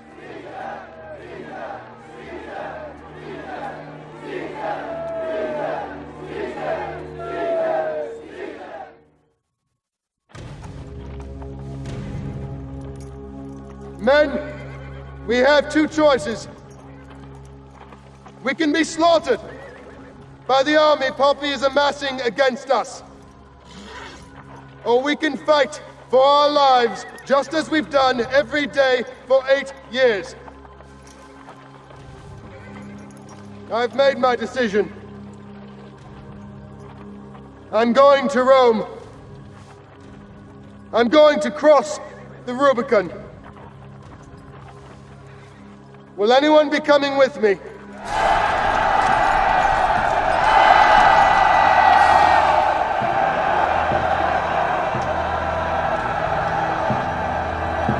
Rome! Let the dice fly! My legions from Spain should sail to Ostia from the west. The Thracians will come to us from the north. And from the east, the Macedonians. Caesar's on his way to Rome. How far is he? 4 days from here. That's impossible. I heard it from Bibulus himself. Caesar has passed the Rubicon.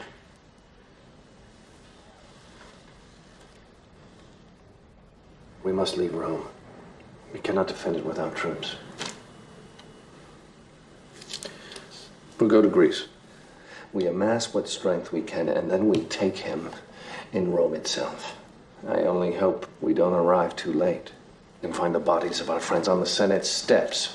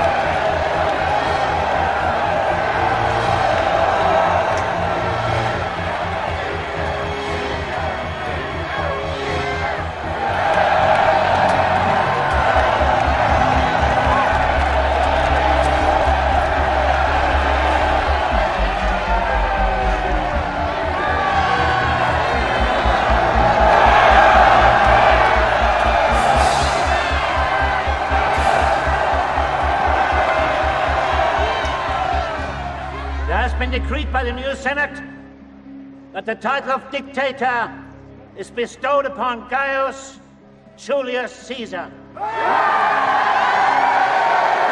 It is decreed there will be 50 days of thanksgiving in his honor. He is given the courts and elected consul for life. Hail Caesar!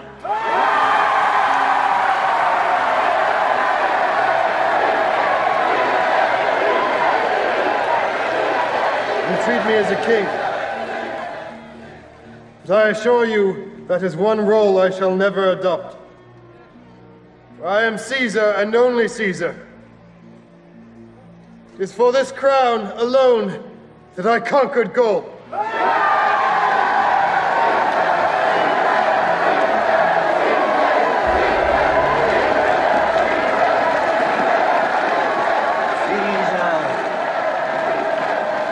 Caesar! Beware the Ides of March! The Ides of March! Beware!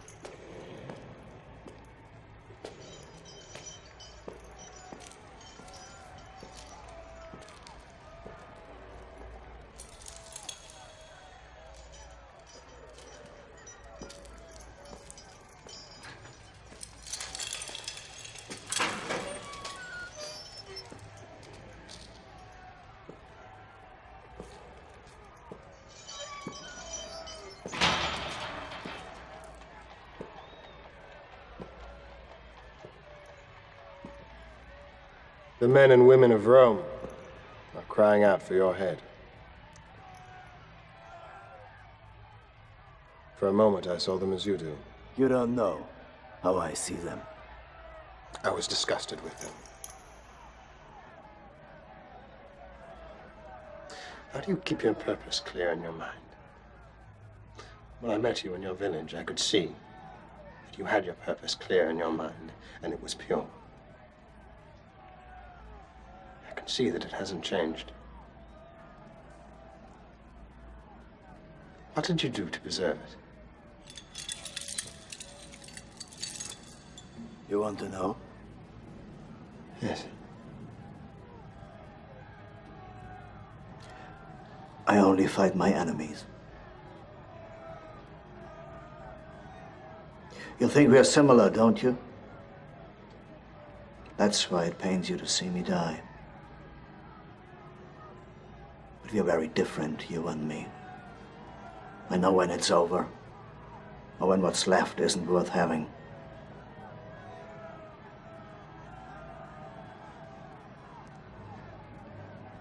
Give me the honor of dying alone, by my own hand, instead of in a public spectacle for your Roman mob. I have to do what the people want. I have no choice.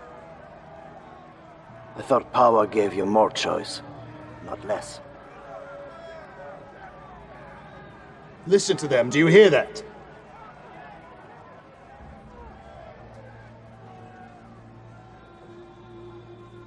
I don't hear anything anymore but the voices of our women and our children in Alesia.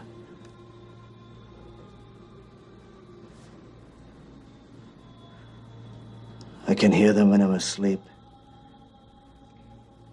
and I hear them when I'm awake.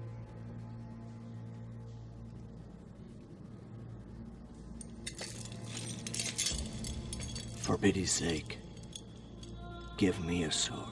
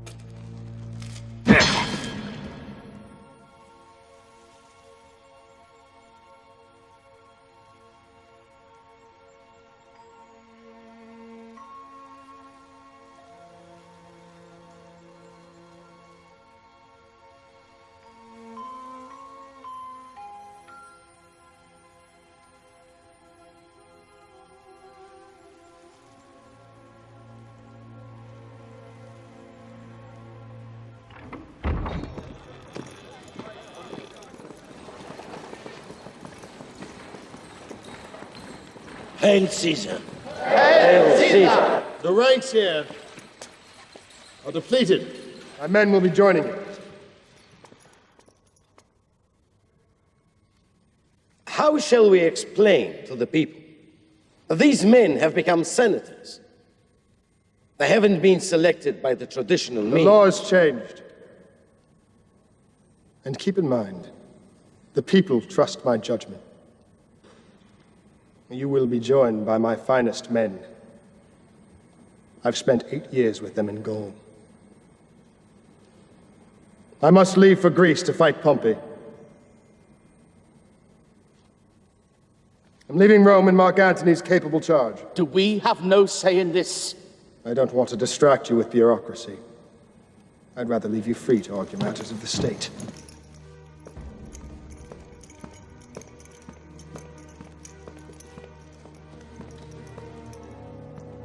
Do you think there will be blacklists? There won't be any lists. Sulla killed his enemies. I forgive mine. Good day to you, gentlemen.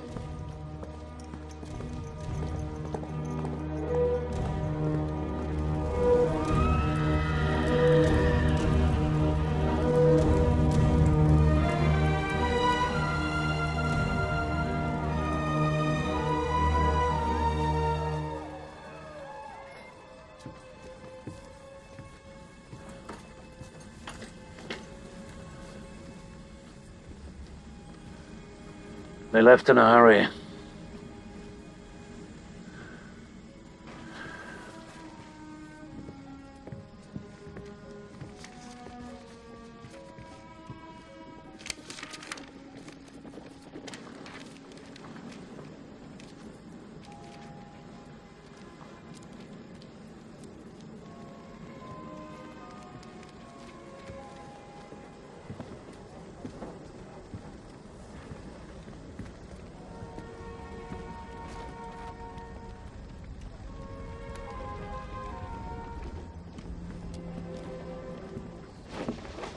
Attend to Caesar!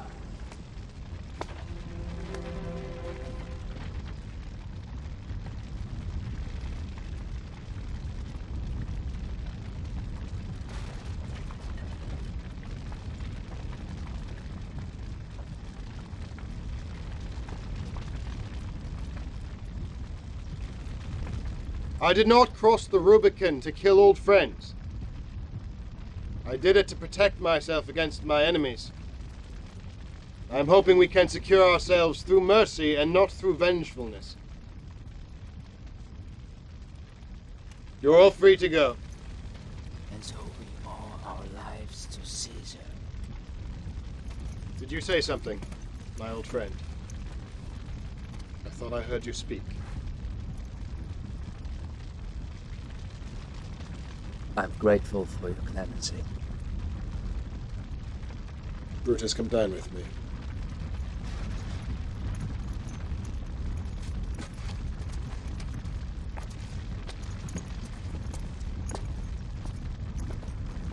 Caesar, make peace with Pompey.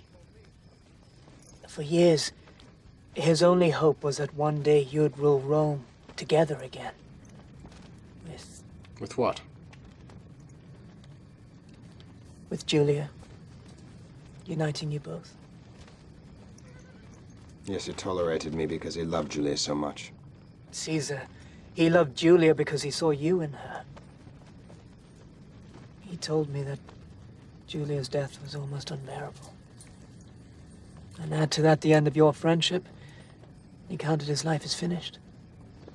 I'll make peace with him if peace is what he wants. I want to establish some sanity in Rome. The people have had enough of fighting. Will you help me? How can I help you? I want you to go back to Rome and be my praetor. If peace is what you want, then it'll be my honor to serve you.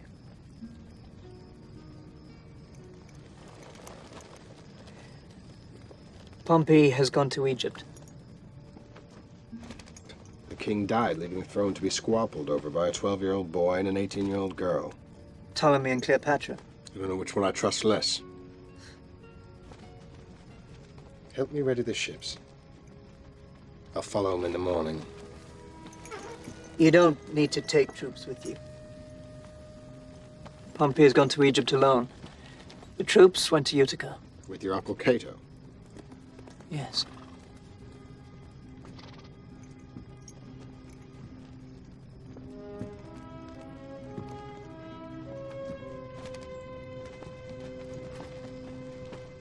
Trust me, Brutus. Whoever wants peace will have it.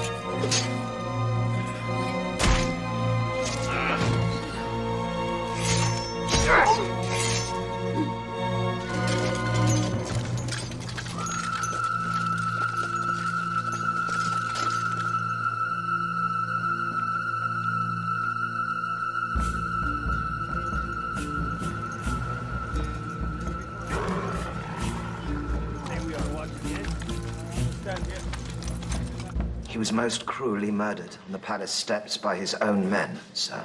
It has been rumored that they were bribed by Pothinus. By Caesar.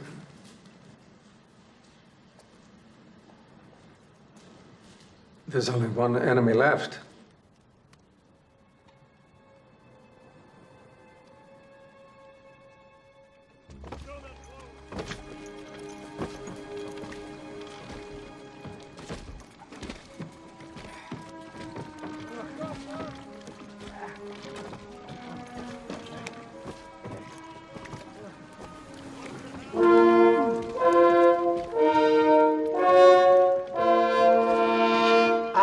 Pothinus, chief of the ruling council, in the name of King Ptolemy, I welcome you, Caesar.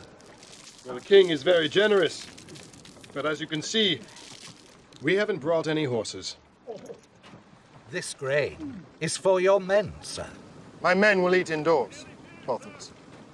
I'm sure you'll put us up very comfortably in your palace. I'll tell you the truth, Caesar.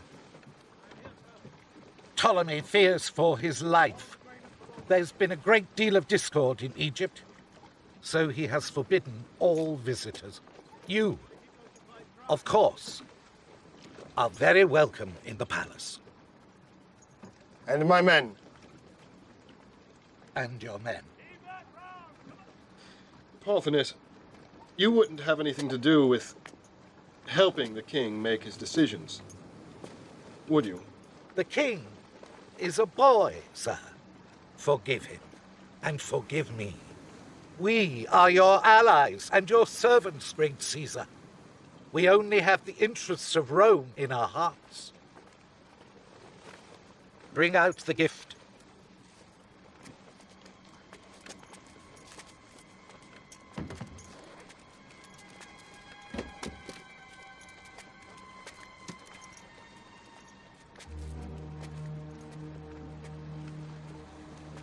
This is Pompey's ring. Where is he?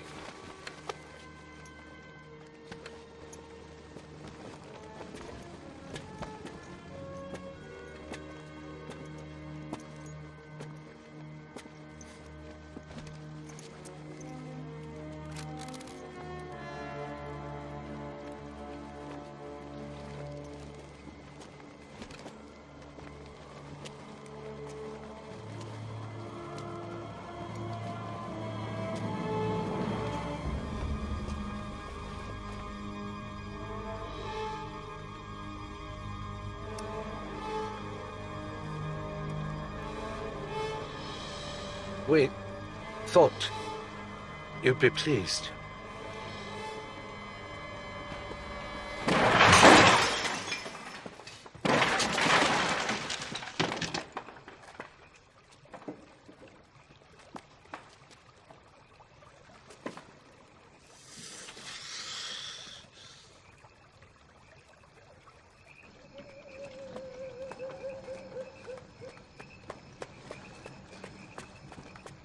Excuse me, Caesar.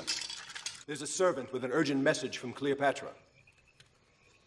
Bring her.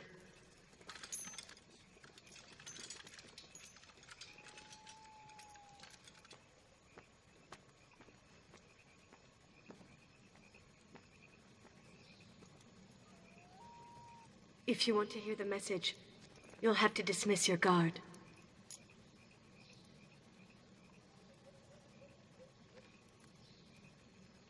What word from Cleopatra is of such importance? Cleopatra asks for your protection. Protection, why?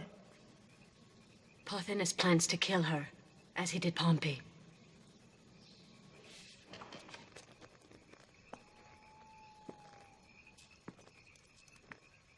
Is that why you're disguised as your own servant, Cleopatra?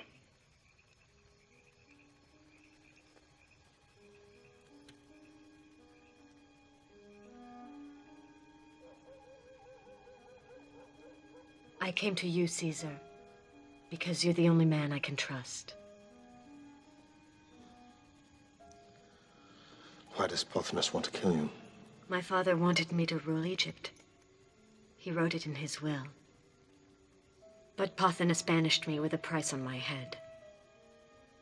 Now any servant can kill me, and be rewarded for it.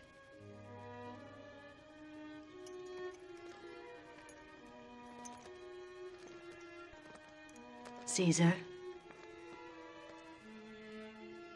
you and I are alike. You are the son of Venus, and I am the daughter of Isis. You and I live by the same divine heartbeat. That's why we must help each other. Are you trying to seduce me? I don't try. I seduce. Or I don't. I do not have to seduce with my body. I have something much better than that. My country. It is the richest land in the world. Egypt and Rome are different. Rome is masculine. Egypt is feminine. Rome is sunlight. Egypt is twilight. But it's not part of Rome. Not yet. Make me queen, and East and West will be united. We will be God and Goddess, ruling the world.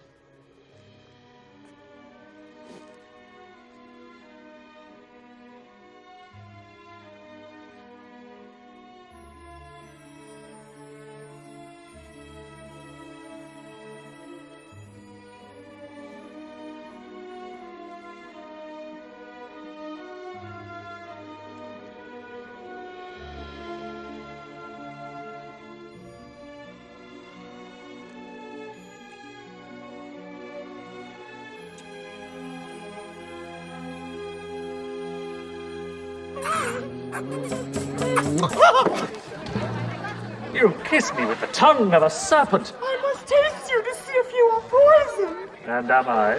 No, but I can taste Gaul. Will you stay with me in Egypt, Caesar? What does Egypt have to offer that Rome does not? Have you heard of the Fertile Crescent? Is it a region down below? Indeed it is. What grows there? I believe the region fertile enough to hatch a king. If you doubt it, try planting something there. Only promise me one thing. When you return to Rome, you must be faithful to me. But I'm married. I've already been unfaithful with you! What's faith in marriage compared with faith in politics? In marriage, you give yourself to a woman. In politics, you lie like several! You think that her influence is evil? No one is more ambitious than she is. And she'll do anything to achieve her ends. Some say she's a witch. I think you've been skulking too long in the dark. If Caesar wanted to be king, would you prevent it? He doesn't want the crown. What if he did? Of course, I'd do anything to keep the kings out of Rome. At least with Sulla, the tyranny ended with his death. With a king, the ring can be passed on to a son, and to another son forever. Our ancestors knew too well what that was like. And your ancestors fought to send the kings outside the city gates and would stop at nothing to free Rome from them. And so would I. That's what we hope to hear you say.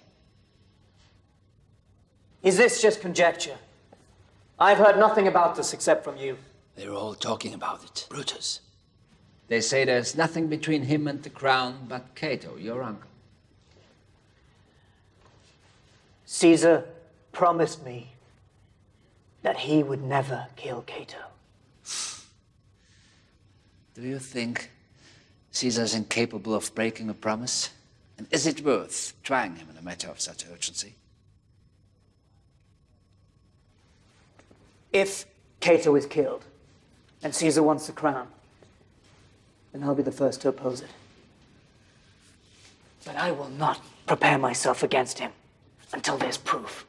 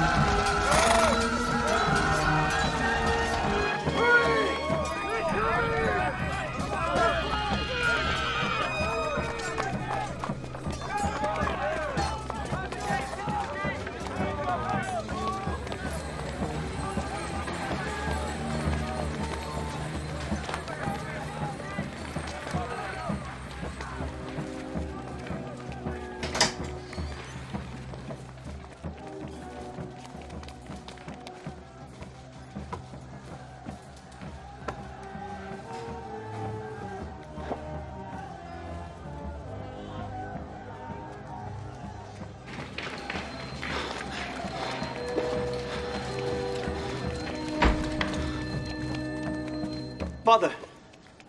Where's my sword? I had it removed. Why? You said before that if Caesar won the battle, you might... My own son would deliver me naked to the arms of my enemy. Your own son wants you to live. So, you take away the sword, you take away the choice. When did I go mad that you have to take choices from me for my own protection? Am I your father or your son? Why don't you bind my hands as well, so that I can't defend myself at all?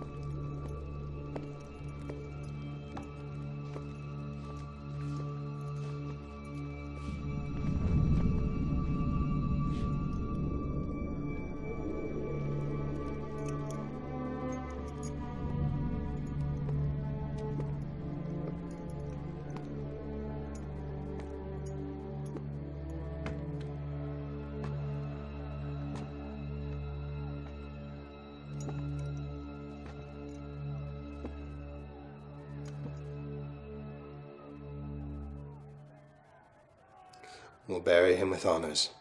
I'll bury him myself. Let the state celebrate his life. Which state? Rome? The Rome of Caesar? To accept your honors would defile my name.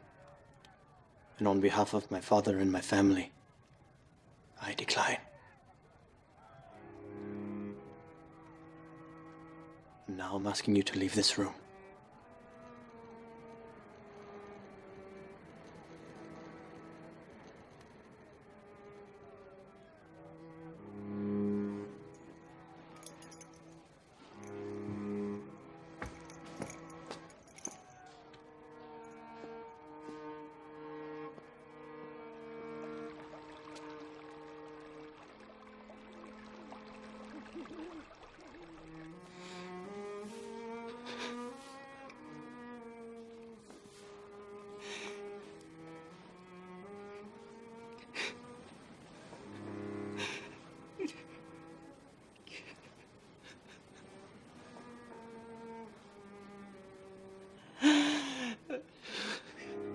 We should speak of Cato as a god. He killed himself so he wouldn't be brought down by the hand of the lesser man, Caesar. The higher we lift Cato's name, the lower Caesar's will sink. Still, we mustn't appear to be rallying support. No. No, it's an art to plant ideas in the heads of others. And a man is never so resolved as he is when he thinks a conviction is his own. That's why we need Brutus on our side. He wouldn't be mixed in with the cause if it weren't a good one. They listen to him. What if he won't mix in with our cause? I think I know how to soften Brutus. But I will need your help.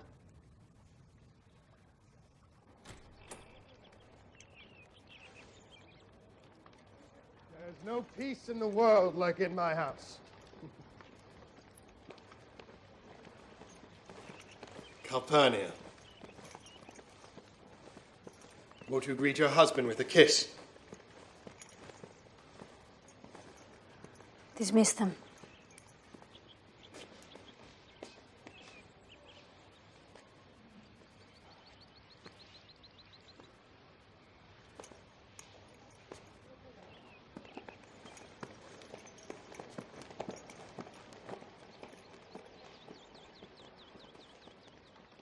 Cataman returned to his home and expect a warmer mood from his wife.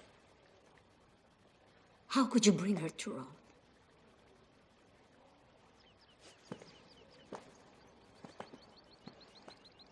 It was for the good of the state. Cleopatra rules a large part of Africa. And all of you. No one rules me, Calpurnia. Not Cleopatra, not even you. Now, all I want is the love that you promised me when we married. You can't have it. You can have my obedience, you can have my loyalty. But I cannot love those who dishonor me. No one can dishonor you. You're right. I dishonored myself when I gave my vows to you in marriage. You made a good marriage. You're Caesar's wife. I should have married a man other than Caesar. That would have been a good marriage. So I wouldn't have had to watch my husband perform for Egypt every night in order to keep the riches of that land flowing into Rome. Between you and Cleopatra, I don't know who is the concubine. Retain your dignity. There's a limit to what I'll hear from you. I have no dignity left. Perhaps I ought to buy some. Maybe I should learn, like you have, that it can be bought and sold. What's the price? What's the price of consulship these days? What's the price of being king? When did you hope of bringing a vision to the people become this lust for power itself?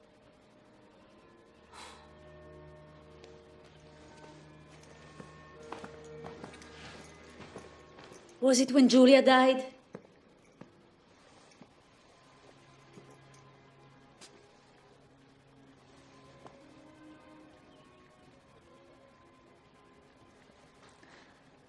I have nowhere else to go, so I'll stay here. But I'll live apart from you, not as man and wife. May the gods forgive me for breaking my marriage vows, as I pray they forgive you for breaking yours.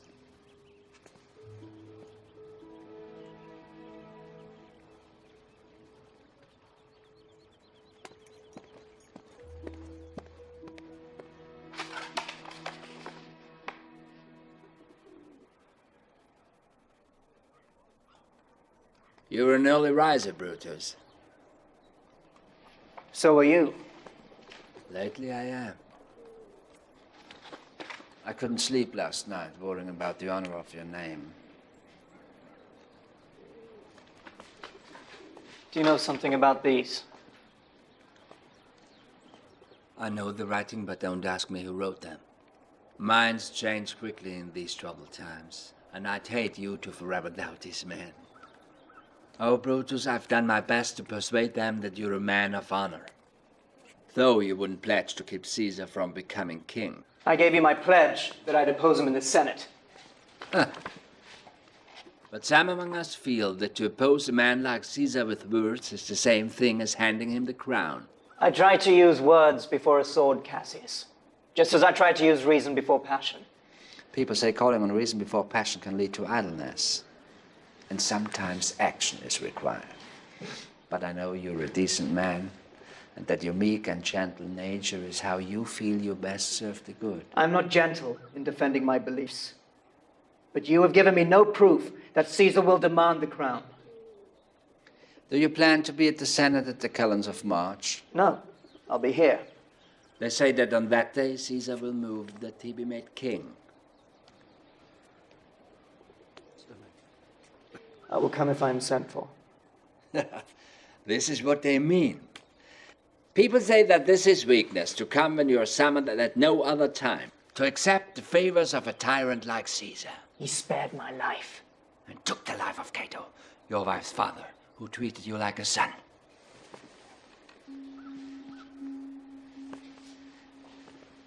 Hath she ceased her mourning? No, and neither have I. So you're grieving over Cato's death?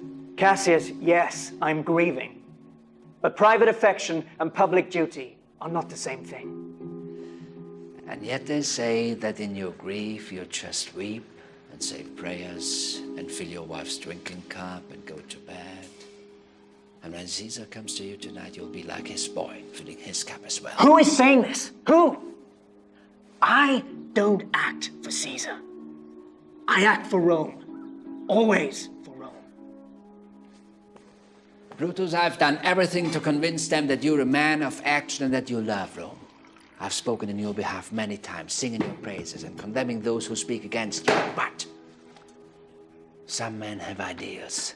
They think highly of those who gave their lives to expel the kings from Rome, your ancestors. And they were only men, not gods.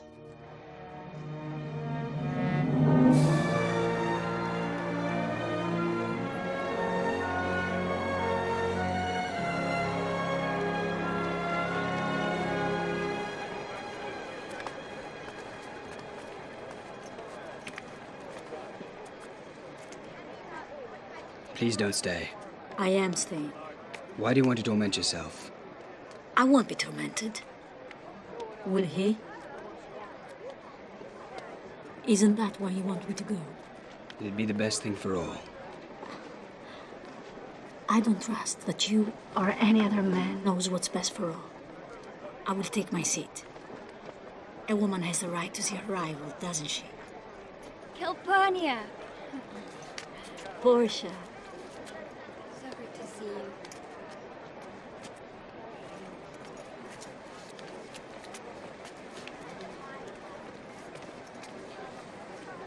Romans! We are here to celebrate the return of Caesar! His return, not only with Her Majesty Cleopatra, but with Egypt itself, for he has transformed the richest land in the known world. It is now not only Egypt, it is Egypt, and it is Rome!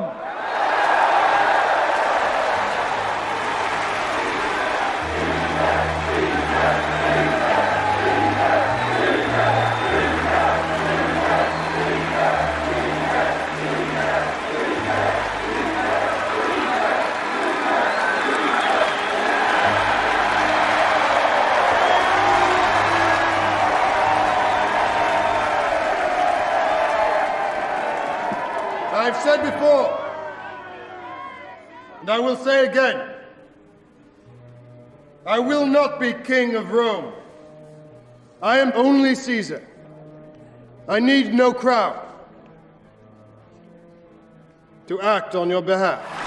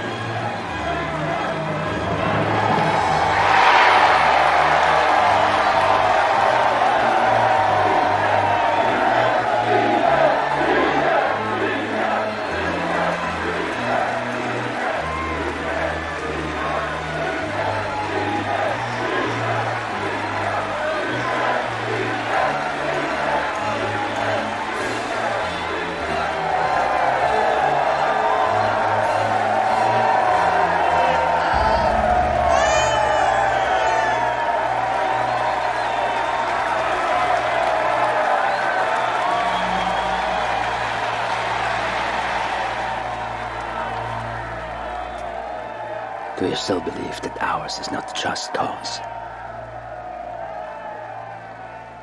I'm with you. We have to act soon.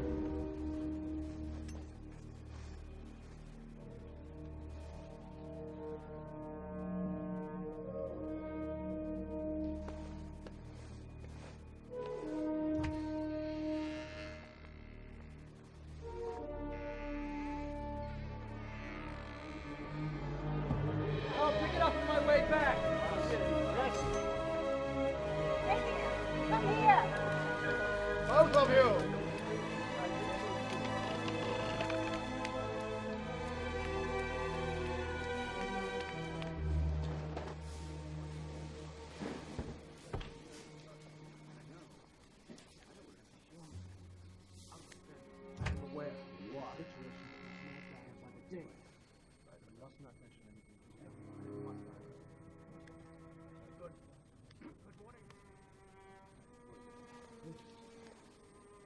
will wait until Caesar brings the Senate to order.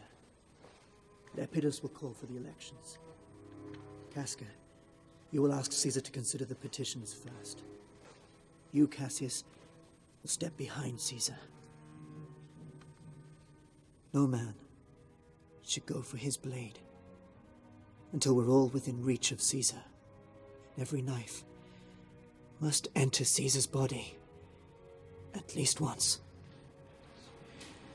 If we fail, or if our plot is discovered before we even begin, then we turn our knives on ourselves without hesitation. We all agreed. Go to the Senate. I will meet with Caesar at Cleopatra's house. Go.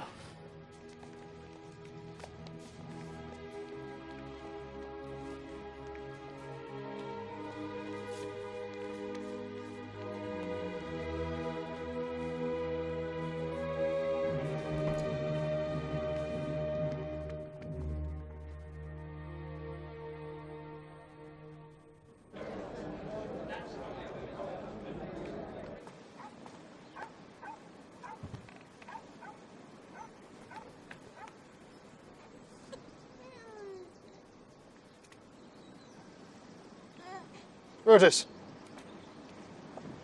why are you pacing like that? I'm concerned we'll be late. Caesar! Calpurnia, what are you doing here? I had a dream last night. Please, don't go out today. I'll come to you later, at our home. I saw you slaughtered in your own blood. It was horrible. Well, I cannot let dreams or the flights of birds direct my actions. I can't let you go. I swallowed my pride today to come to you, because your life is more important to me than my pride. Now you listen to me. The Senate is convened for the consul. They can't conduct one day of business without their Caesar. There are matters on the agenda which can only be dealt with by you, Caesar. They can wait a day. And what should I tell the Senate? That their consul is at home because his wife has had a bad dream. As your friend, Caesar, I have to advise you on this. You called the Senate together. Show them you're a man of intention. Meet with your Senate. They're waiting for your guidance.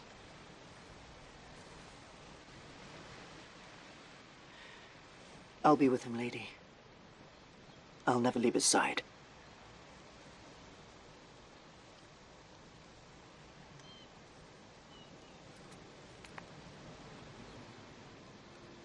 I'll come to you later.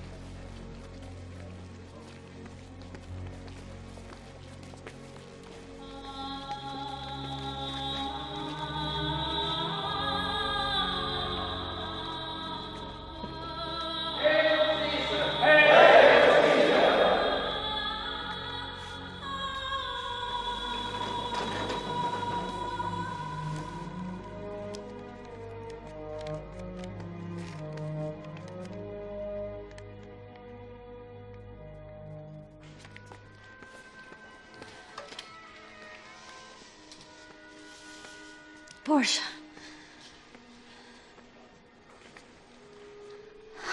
I'm not fit to be alone today. Sit down. Bring us some wine. Yes. Let's have some wine. What business do we have today? 2 legal briefings, an election for a questor, and 2 petitions from the Senate. Let's get the election out of the way. The election.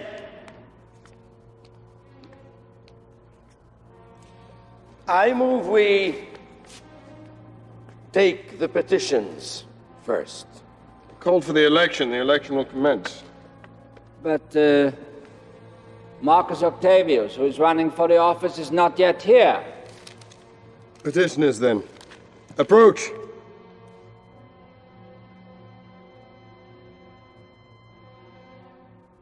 I'm glad Caesar is with Brutus today. Why? Last night I dreamt he was stabbed to death.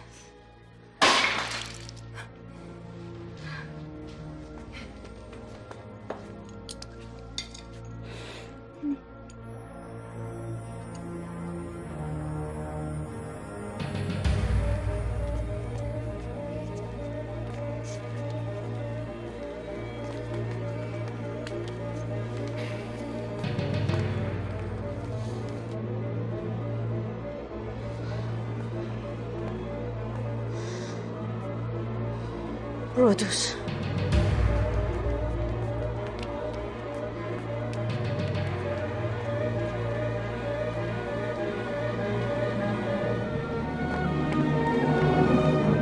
Caesar, I ask mercy for my exiled brother. Why are you petitioning what so recently has been denied?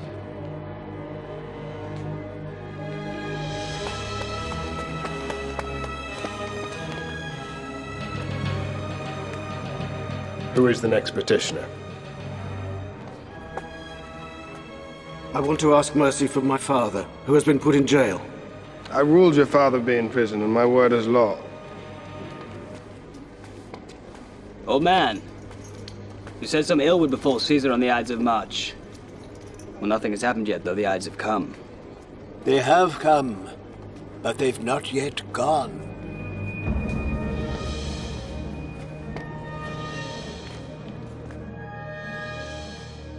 I want to ask for your pardon, my great Caesar.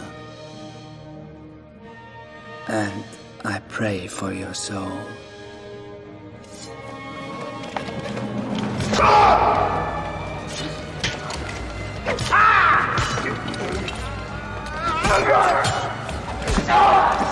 Stop it! Caesar!